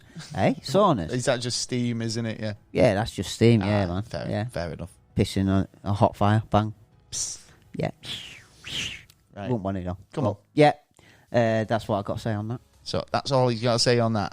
Eve. Right, so is that it? Is that the story? Right, well, I found this, which I thought was fucking genius. Okay. Yeah, right. This is a story of an elderly couple who used military Morse code training to escape from a Tennessee assisted living facility. Man, I love it. Fucking commando. They went Call of Duty on their asses. Yeah. So a husband and wife briefly escaped from a secure memory unit. It just shows old school still works, man. Ding, ding, ding, ding, banging on the pipes, going a couple of dashes and a dots, and they were away. Apparently, they managed to memorise the code on an electronic door lock.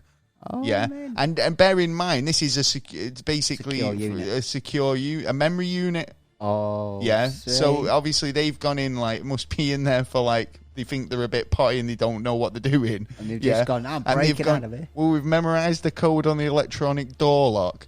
According to the Tennessee Department of Health, they basically were absolute fucking genius. Well, this just shows the proof that there is a fine line between dumb as a motherfucker and genius. Well, the couple who have dementia and Alzheimer's, basically, it's not been identified in state records, but they went missing from the facility for about 30 minutes on the 2nd of March. Right. I'm not being funny, but I kind of have an idea what they were up to. Yeah, okay. Right. So they walked down the road and to about 2 blocks from the facility, according to the documents that have been released.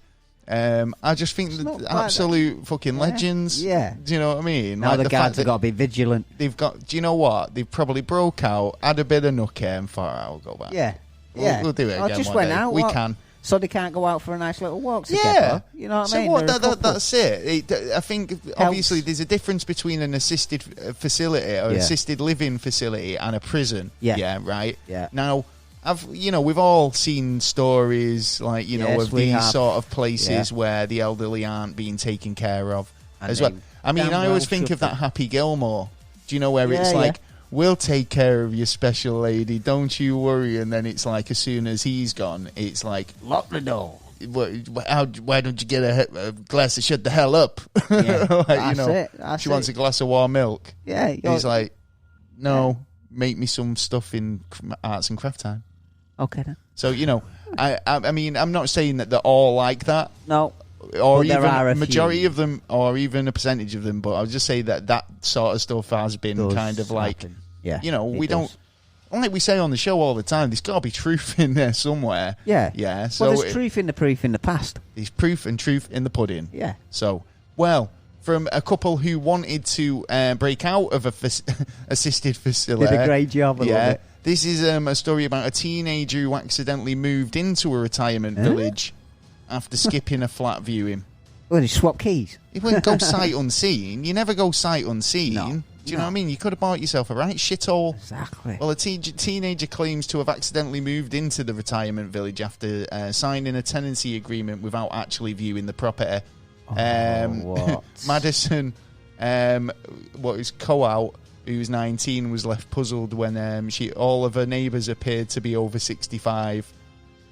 Well, she's probably no parties for you, mate. No. Definitely. Do you know what? I reckon help you'll find that that's really helpful, yeah. and you'll find that you'll meet some really lovely, interesting people. Yeah. So there's someone nice, quick, and speedy. And she's a nursing assistant.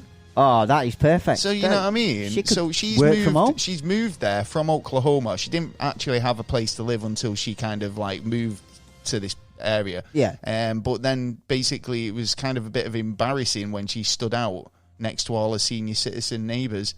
I think that's quite cool. I do. Do you know what I mean? The wealth of knowledge and stories you'll get. Oh, yeah.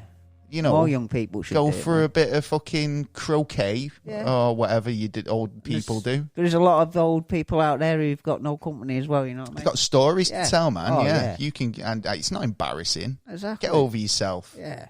History, man. History. Get over it. Anyway, right. So I thought that was quite cool and a nice little segue from one couple who wanted to escape to one young lady who ended up moving in. That's mint as well. So, anything else you want to talk about? I've got one or two more stories before we move on. Go for it.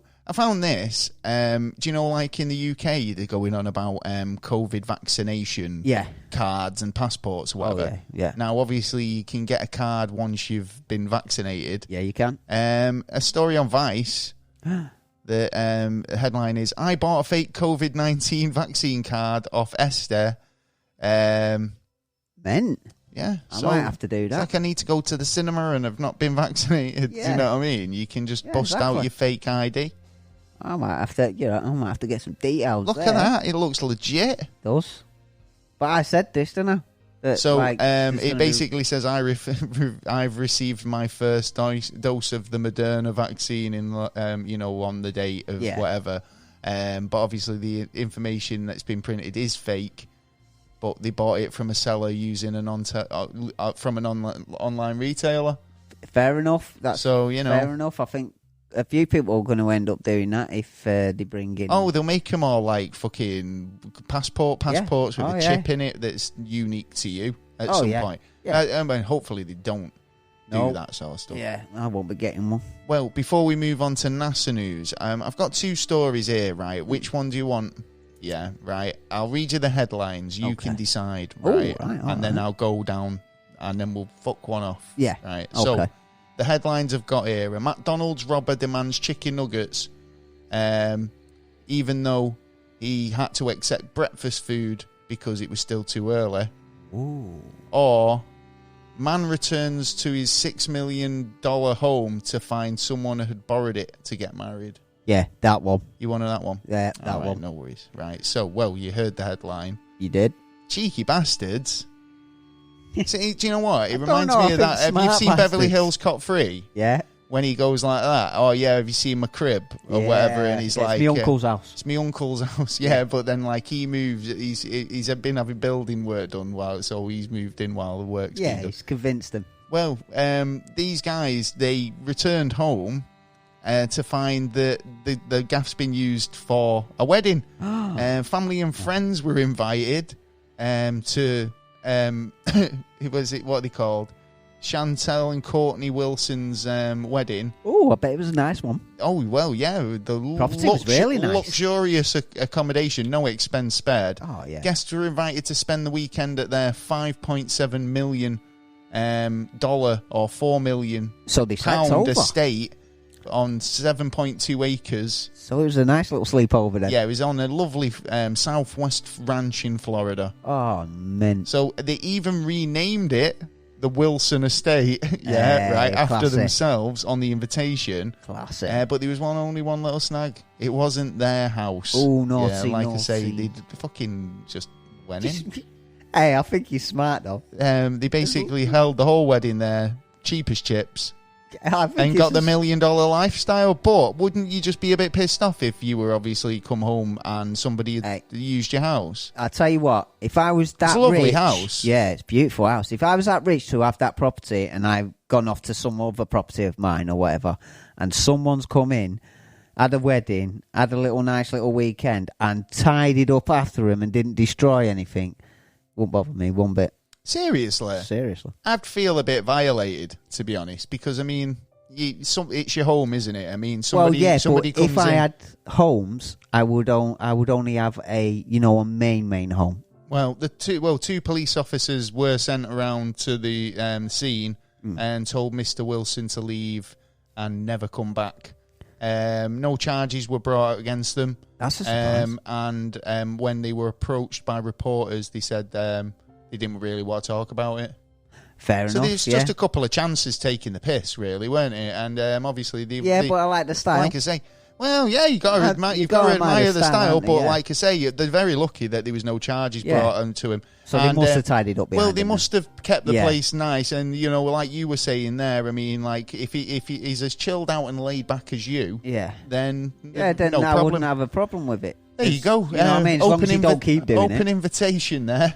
If you need somewhere to stay, as long as you tidy up after yourself, Taylor's got a spare a couple room. of mansions. Yeah, they're going spare. Yeah, because if I'm going to have a mansion there and then somewhere else and that, I'd probably have a little place to that be has honest, all my private if stuff I was that fucking lavish that I had multiple properties, where it was like, have I left my shoes in the Hong Kong house or in my LA house type thing. I love that. Sorry. Well, but like.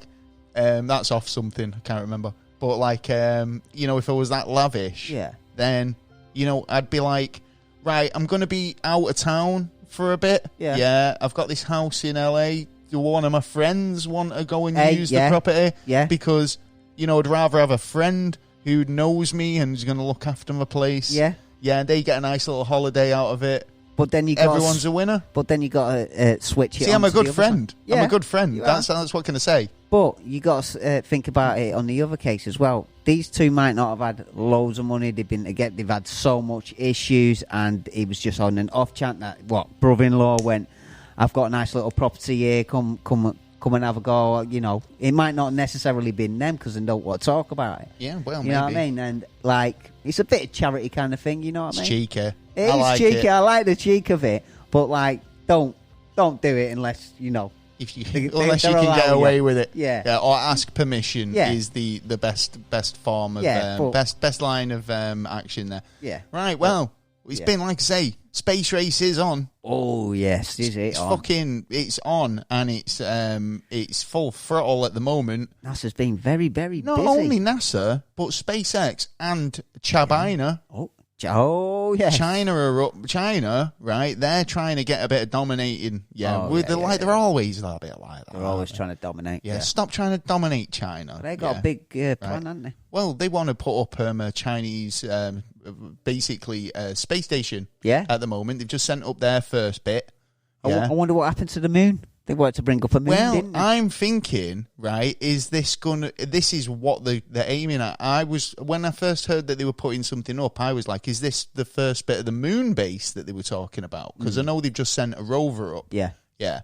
And they've done a lot of reconnaissance on the dark side. They have, yeah. So when they were sending this rocket up, I was like, oh, is this part of the moon base they're talking about? But it doesn't seem to be. It seems to be more of another international space station type effort. Well, yeah, or a Chinese space station. Yeah, because Japan want to put a hotel up there. But that's going to be a springing off point to other stuff, I suppose. That's true. Yeah, it's going to be a main. But when you've got stuff like, the International Space Station already up there that's been established and been operational, then you'd think that they've got the leg up. Yeah, but it's about to be. There's a couple of more years left of it, and that'll be it. They're gonna. There's a new space station being prepared at the moment. To I suppose it is a bit old tatty though. It is old. I mean, it's had like near record numbers this week of inhabitants on the space station, but a fair few of them have come back down now as well, haven't they? Yeah, they're sick of smelling one of the pilots in there. Stinks. I'm not surprised that many people are stuffed in a tin can. Yeah. Well, thought they've got enough room out there. Put another pod on. Another 2 pods. Well, we were talking earlier about, SpaceX. Obviously, SpaceX has been pretty busy. Did you hear about? Obviously, I seen this when they sent the last crewed rocket up. Yeah. There was a point where it broke away. You've got the thrusters, and then it breaks away. Yeah. Yeah, when it gets out of orbit. Did you see the piece of space rock that flew past? It literally missed them by inches, right? And it was unbelievable. Like, it was literally like a couple of seconds, and it was super timed, wasn't it? Apparently. Yeah, because they found out, thanks to the instruments, about 20 minutes beforehand that something was coming through. And they were actually just about to get in bed. Were they? Yeah. Well, apparently, what's it? Well, this is it. I'm not sure if this is the same story, but this is astronauts or SpaceX rocket almost collides with a UFO. NASA says. Oh, right. So basically, the team was up there, and NASA came in and said the National Aeronautics and Space Administration said the SpaceX rocket came very close to colliding with an unidentified flying object. Oh. So I'm not sure if that was the object that passed them. Yeah. So fortunately, there was no collision. I'm pretty sure that's it. To be honest, it sounds like it. It sounds like the same story. Yeah. So obviously, like I say, a lot more NASA news. NASA have put this there's this story come out about how NASA have told SpaceX to halt work on its lunar lander. Oh. So this is after Jeff Bezos protests the construction, prompting Elon Musk to troll him on Twitter, saying that he couldn't get it up. Yeah, cause he's building part of the station. Yeah, I know. Yeah, going up. Yeah. Well, you see, it's funny, isn't it? How these kind of they get these contractors in. Like, I love Elon Musk, or the king. What was he called? Techno King. Techno King. Yeah. The Techno King. Can't forget that. He's just got a sense of humour about it, hasn't he? But I mean, I love. But this is the thing. He's supposed to be on Tonight Show or something as well. Right, can I just say, is he? Yeah, he's supposed to be hosting it, but he isn't that kind of fella. What do you mean he's not got, he's not charisma? Got that kind of... he hasn't got that kind of No, he's crap, isn't he, when you see when he brought out his metal van box thing. That was his terrible. excuse was he was already being hit about 20 odd times. It was like my unbreakable window. Yeah, so what, I have to shoot it 20 times and then I get through? Well, it's like, right, outsourcing, right, these things to companies like Blue Origin and, SpaceX and what was it, Lockheed, yes. Lockheed, Skunkworks, Is it dangerous? I mean, are you putting your secrets into the hands of people who you might not want to deal with in the future, or you might not want, you might, they might break away from you, you might end your contracts, whatever the reasons. Well, this is how it works with NASA. What they do is NASA gets the funding, then they get, they have to get other companies who will do it for, a price. But for the other company to do it, they all the stuff's going to be theirs, and they get to keep all the information, and they don't have to tell. Yeah, because we've talked about this when it comes to governments, you want the governments to be transparent and tell you all their secrets. Yeah. Whereas if you're a company, then your secrets are your secrets. It's like there's a reason why KFC don't release their secret recipe, or fucking McDonald's don't release the secret sauce, because it's a trade secret. It's not. it's something going. that can make or break them, and totally. That's the difference between being a government or a company or private company like fucking, I don't know, Skunkworks or whatever. Now, a former senator, a majority leader, Harry Reid, has just recently come out and said he believes the former US defense contractor Lockheed has alien debris in its possession. I concur on that. So the ex-Nevada senator said that he's never actually saw proof of a crash, but UFO remnants, but he did get approval from the Pentagon to find them. Yeah. Now, Lockheed won't play. Yeah, ball with him. Exactly. They've got the right on their side because they've got the contract saying this is Black Ops stuff. We are in control, and you can't do fuck all about it. So he says he was told. He basically was told for decades that Lockheed had some of these materials, and basically said that he had to kind of investigate it and get it. They tried to get it. As a recall, as a classified approval by the Pentagon, but got no luck. See, and you think that they'd have to give it over?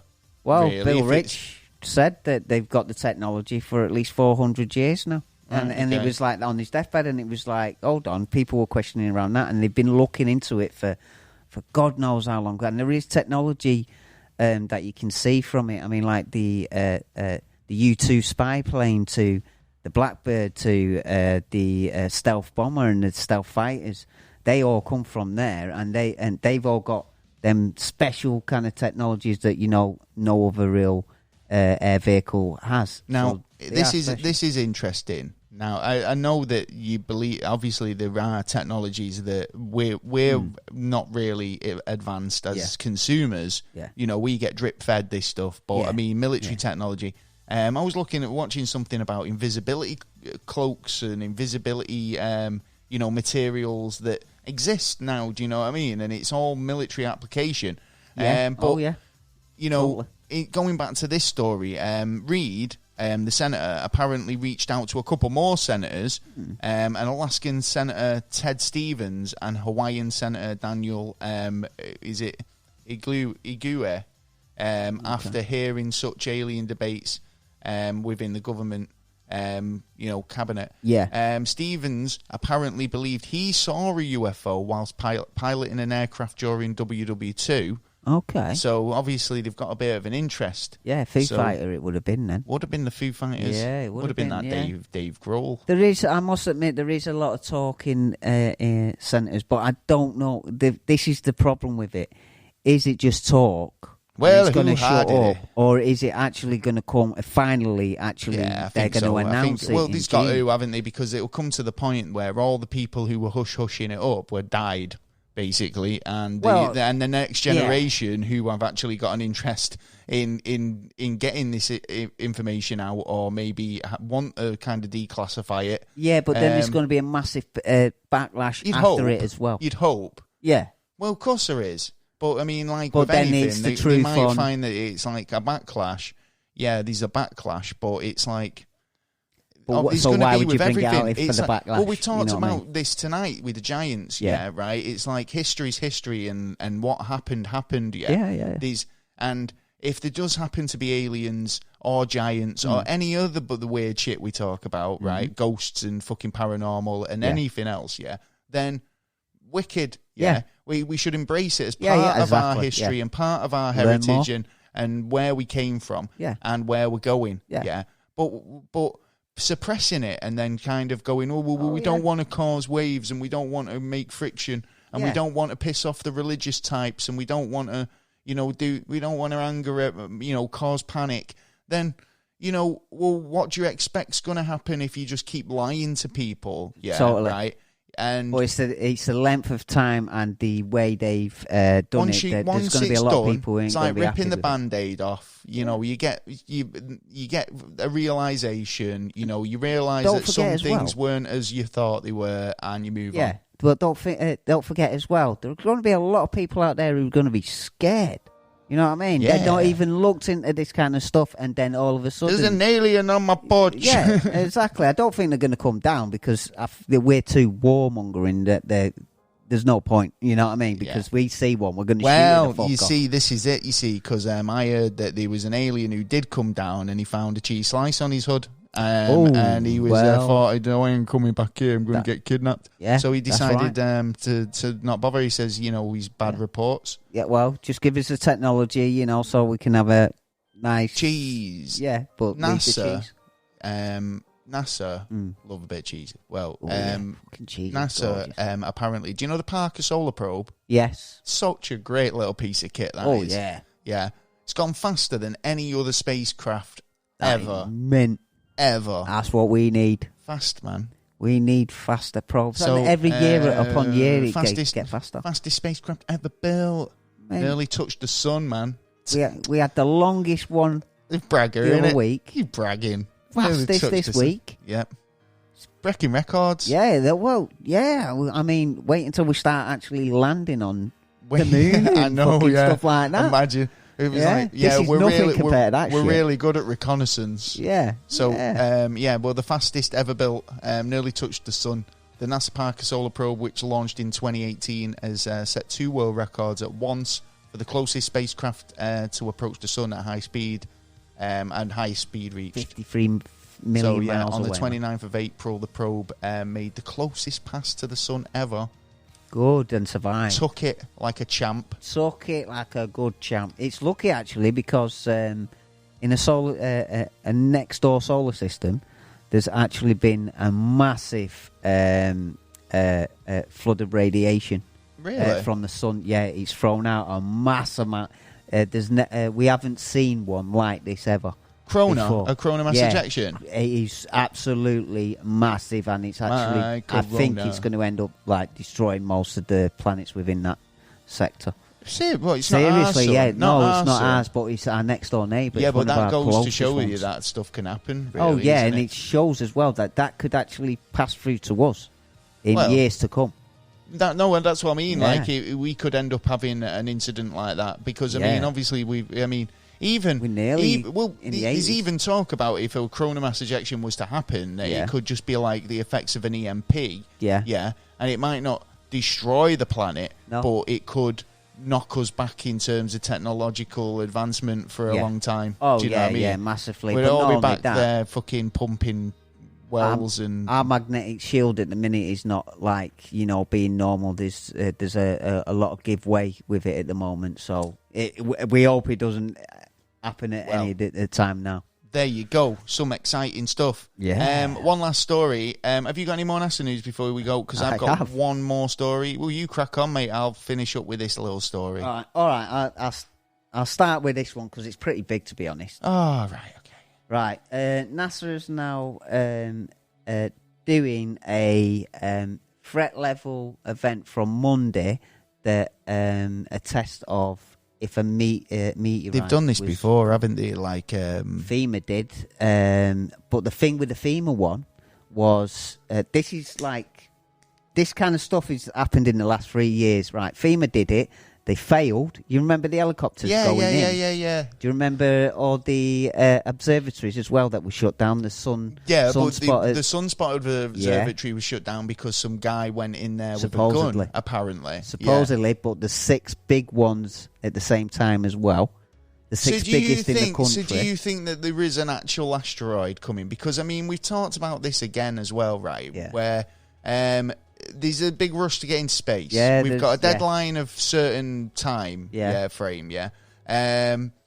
Armageddon's being put on Netflix quite a lot. I mean, I'm starting to add up and join try dots. And hopefully calculate that it's wrong.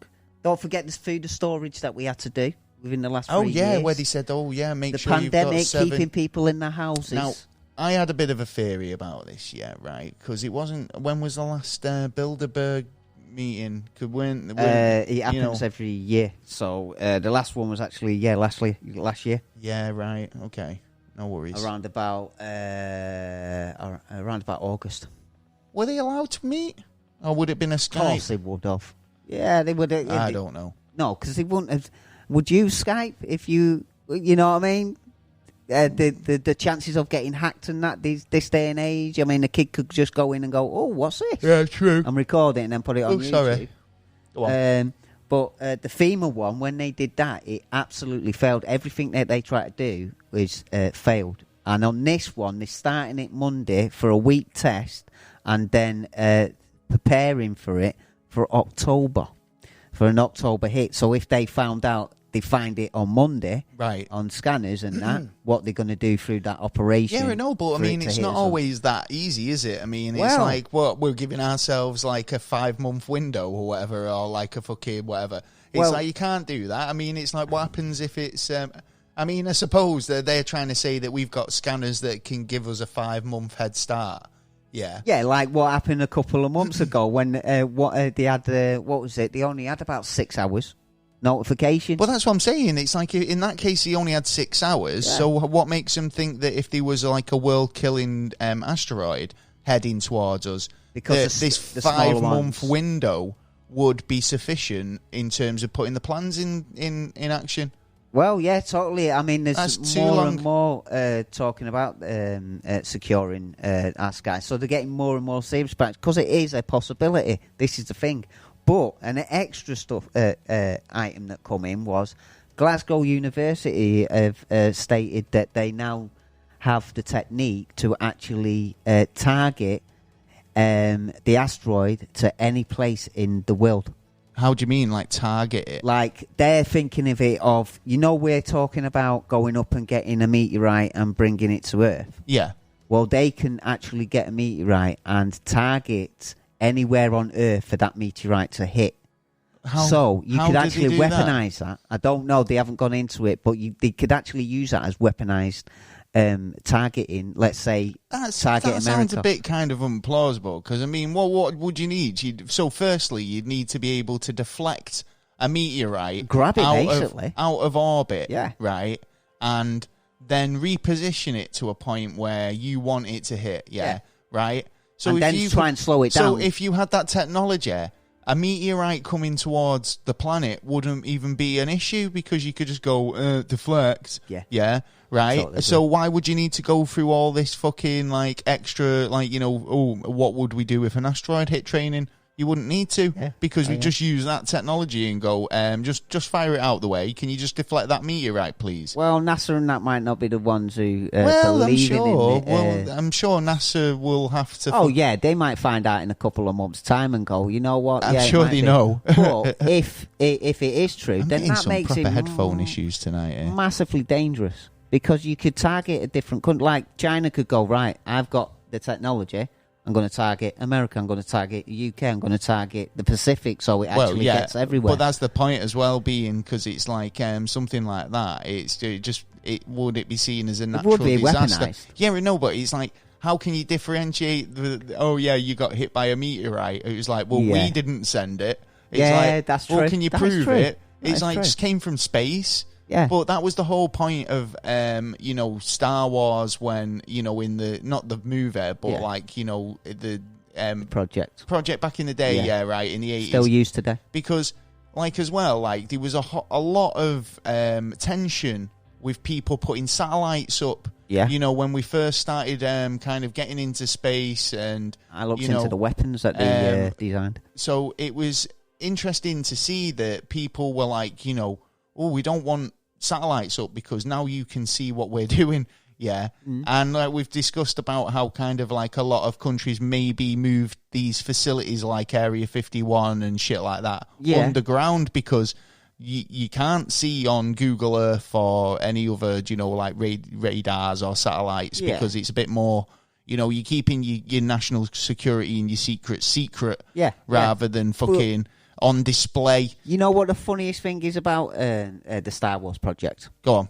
Do you know where all the Han Solo was nowhere to be seen? Where who designed most of the machines or told of these machines? Mm-hmm. They were actually fantasy book writers. Oh, right, cool. Famous ones who were put together. Who it makes sense, doesn't it? Yeah. It's like actually a South Park episode like that. Yeah. It's like, well, so that's why like, you get who do we get? And stuff like that. Who do we get in terms of imagination? Yeah. And it's like we've got the imagination. You've got the money. Let's make. Who did they get? Who did they got get? they got the biggest famous what's his people at the face time. from who made the Transformers movies? Like, and he was just like, it's just special effects. It's not imagination. It's not special, man. It's nothing. But I've seen some of the weapons. Totally off topic. I've seen some of the actual weapons that was designed to do. Which one of them was. You fired it and it hit 50 feet under the ground and then exploded 50 miles across. Yeah. Massively. This is the thing. It's like... it was very like Moon and, I'd prefer, Mars. like, the idea of, like, if you're going to be building, like, death rays and fucking... Well, like, some of the technology is still who being used better to come up with these types of things than people who do that for a living? Exactly. Yeah, writing sci-fi novels. And it sort of worked because we've got certain technologies because of it, and it's like... Indeed. Yeah, Well, it's just, where the money is.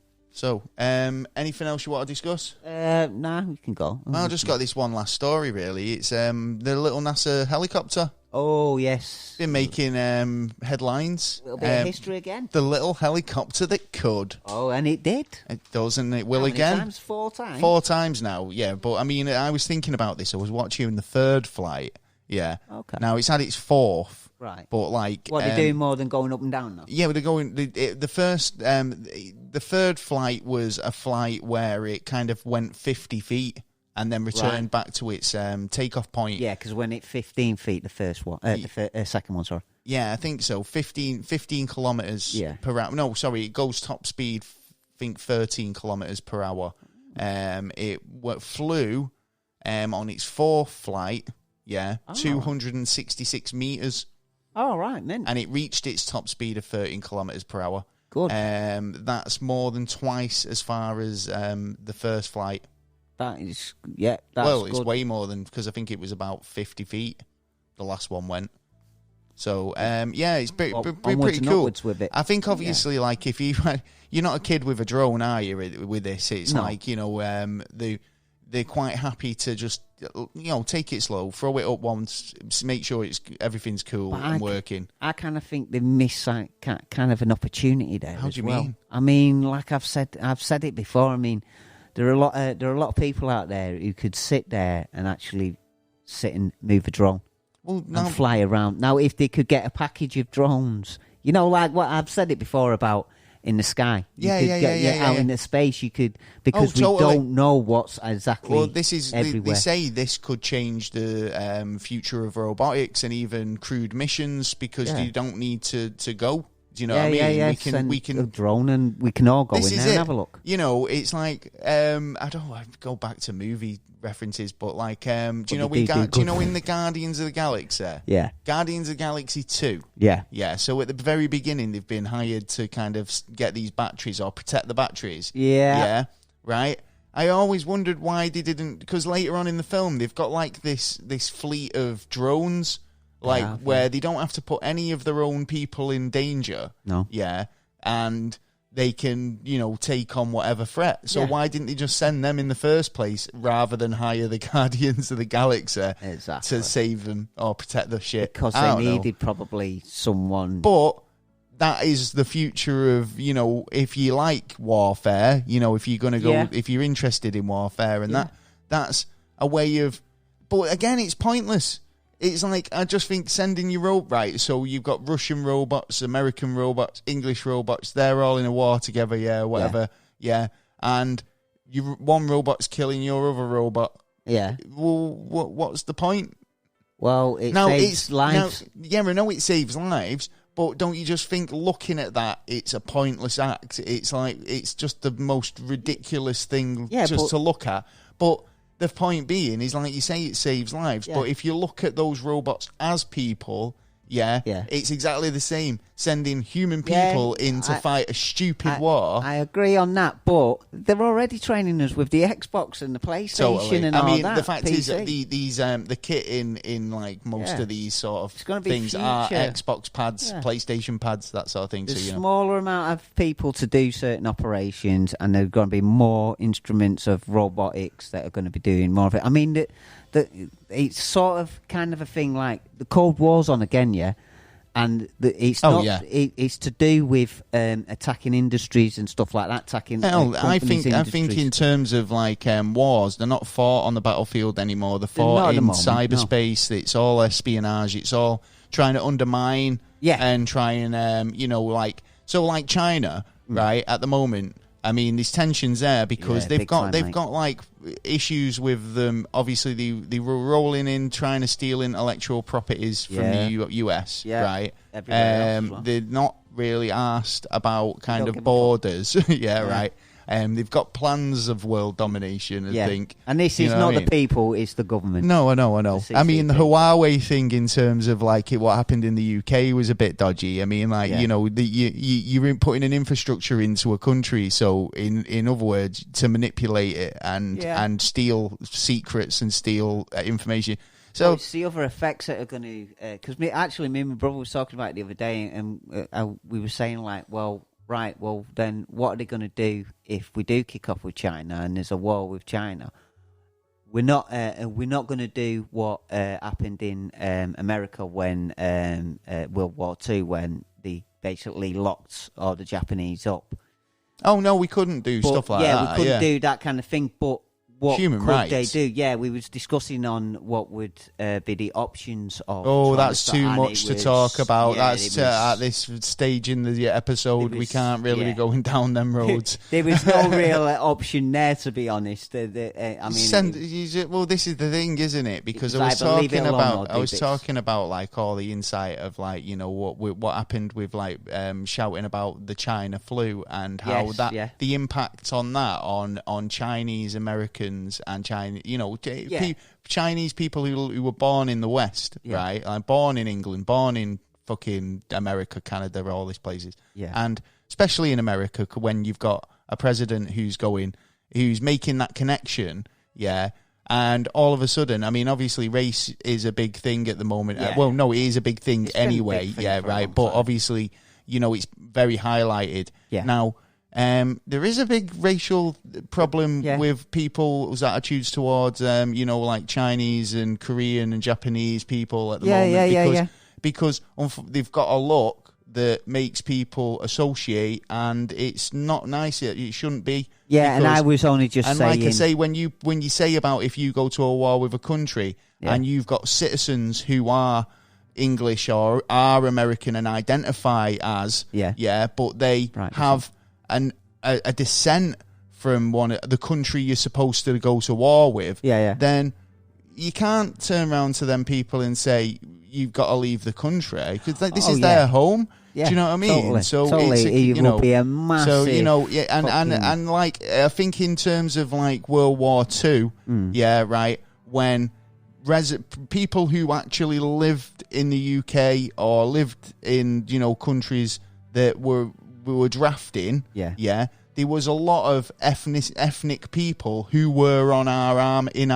Yeah, we could have done it without them. Because they identified as British or they identified as, I live here. Yeah. You know what I mean? And even though I've got origins, and I mean, who knows what'll happen? But, well, like I say, it's a big topic. Don't really can't really go into it too much. But anyway, I think that's pretty much the end of the show. It is, I think. It's been a long one. It's been I told you it was going to be a giant show. It has been a giant. Well, if you've got any comments, questions, or suggestions, you know what to do. You can email us at neverstraightanswer@gmail.com. Go over to Twitter at NASA_never. Instagram at neverstraightanswer. Yeah. We're always available. Hit us up. Send us a message. Yeah. We'll have a chat. Yeah, no problem. Oh, good old chinwag. Yeah, good old chinny. Ooh. Plus, obviously, we're available on all podcast platforms. We're available on YouTube, iTunes, all them places. Make sure you subscribe for us. Like us, hit the like button, bells, all that shit. Subscribe. Yes, and if you can go over to Patreon, Patreon/neverstraightanswer. Help us out there. You can buy merch. All the good stuff's available on the website. And plus, limited stuff as well. Oh, yeah. Over there. As well as downloadable content, blogs. Yeah. Too much for your senses. It is. And you can join up as well. You can always join up the website, which means we can get you more information quick time. Yes, we can. And that's about it for the show. We'll catch you next time. We will. I've been Gaz. I've been Taylor. And this has been the Never a Straight Answer podcast. We'll catch you next time. Peace. Out. Ooh.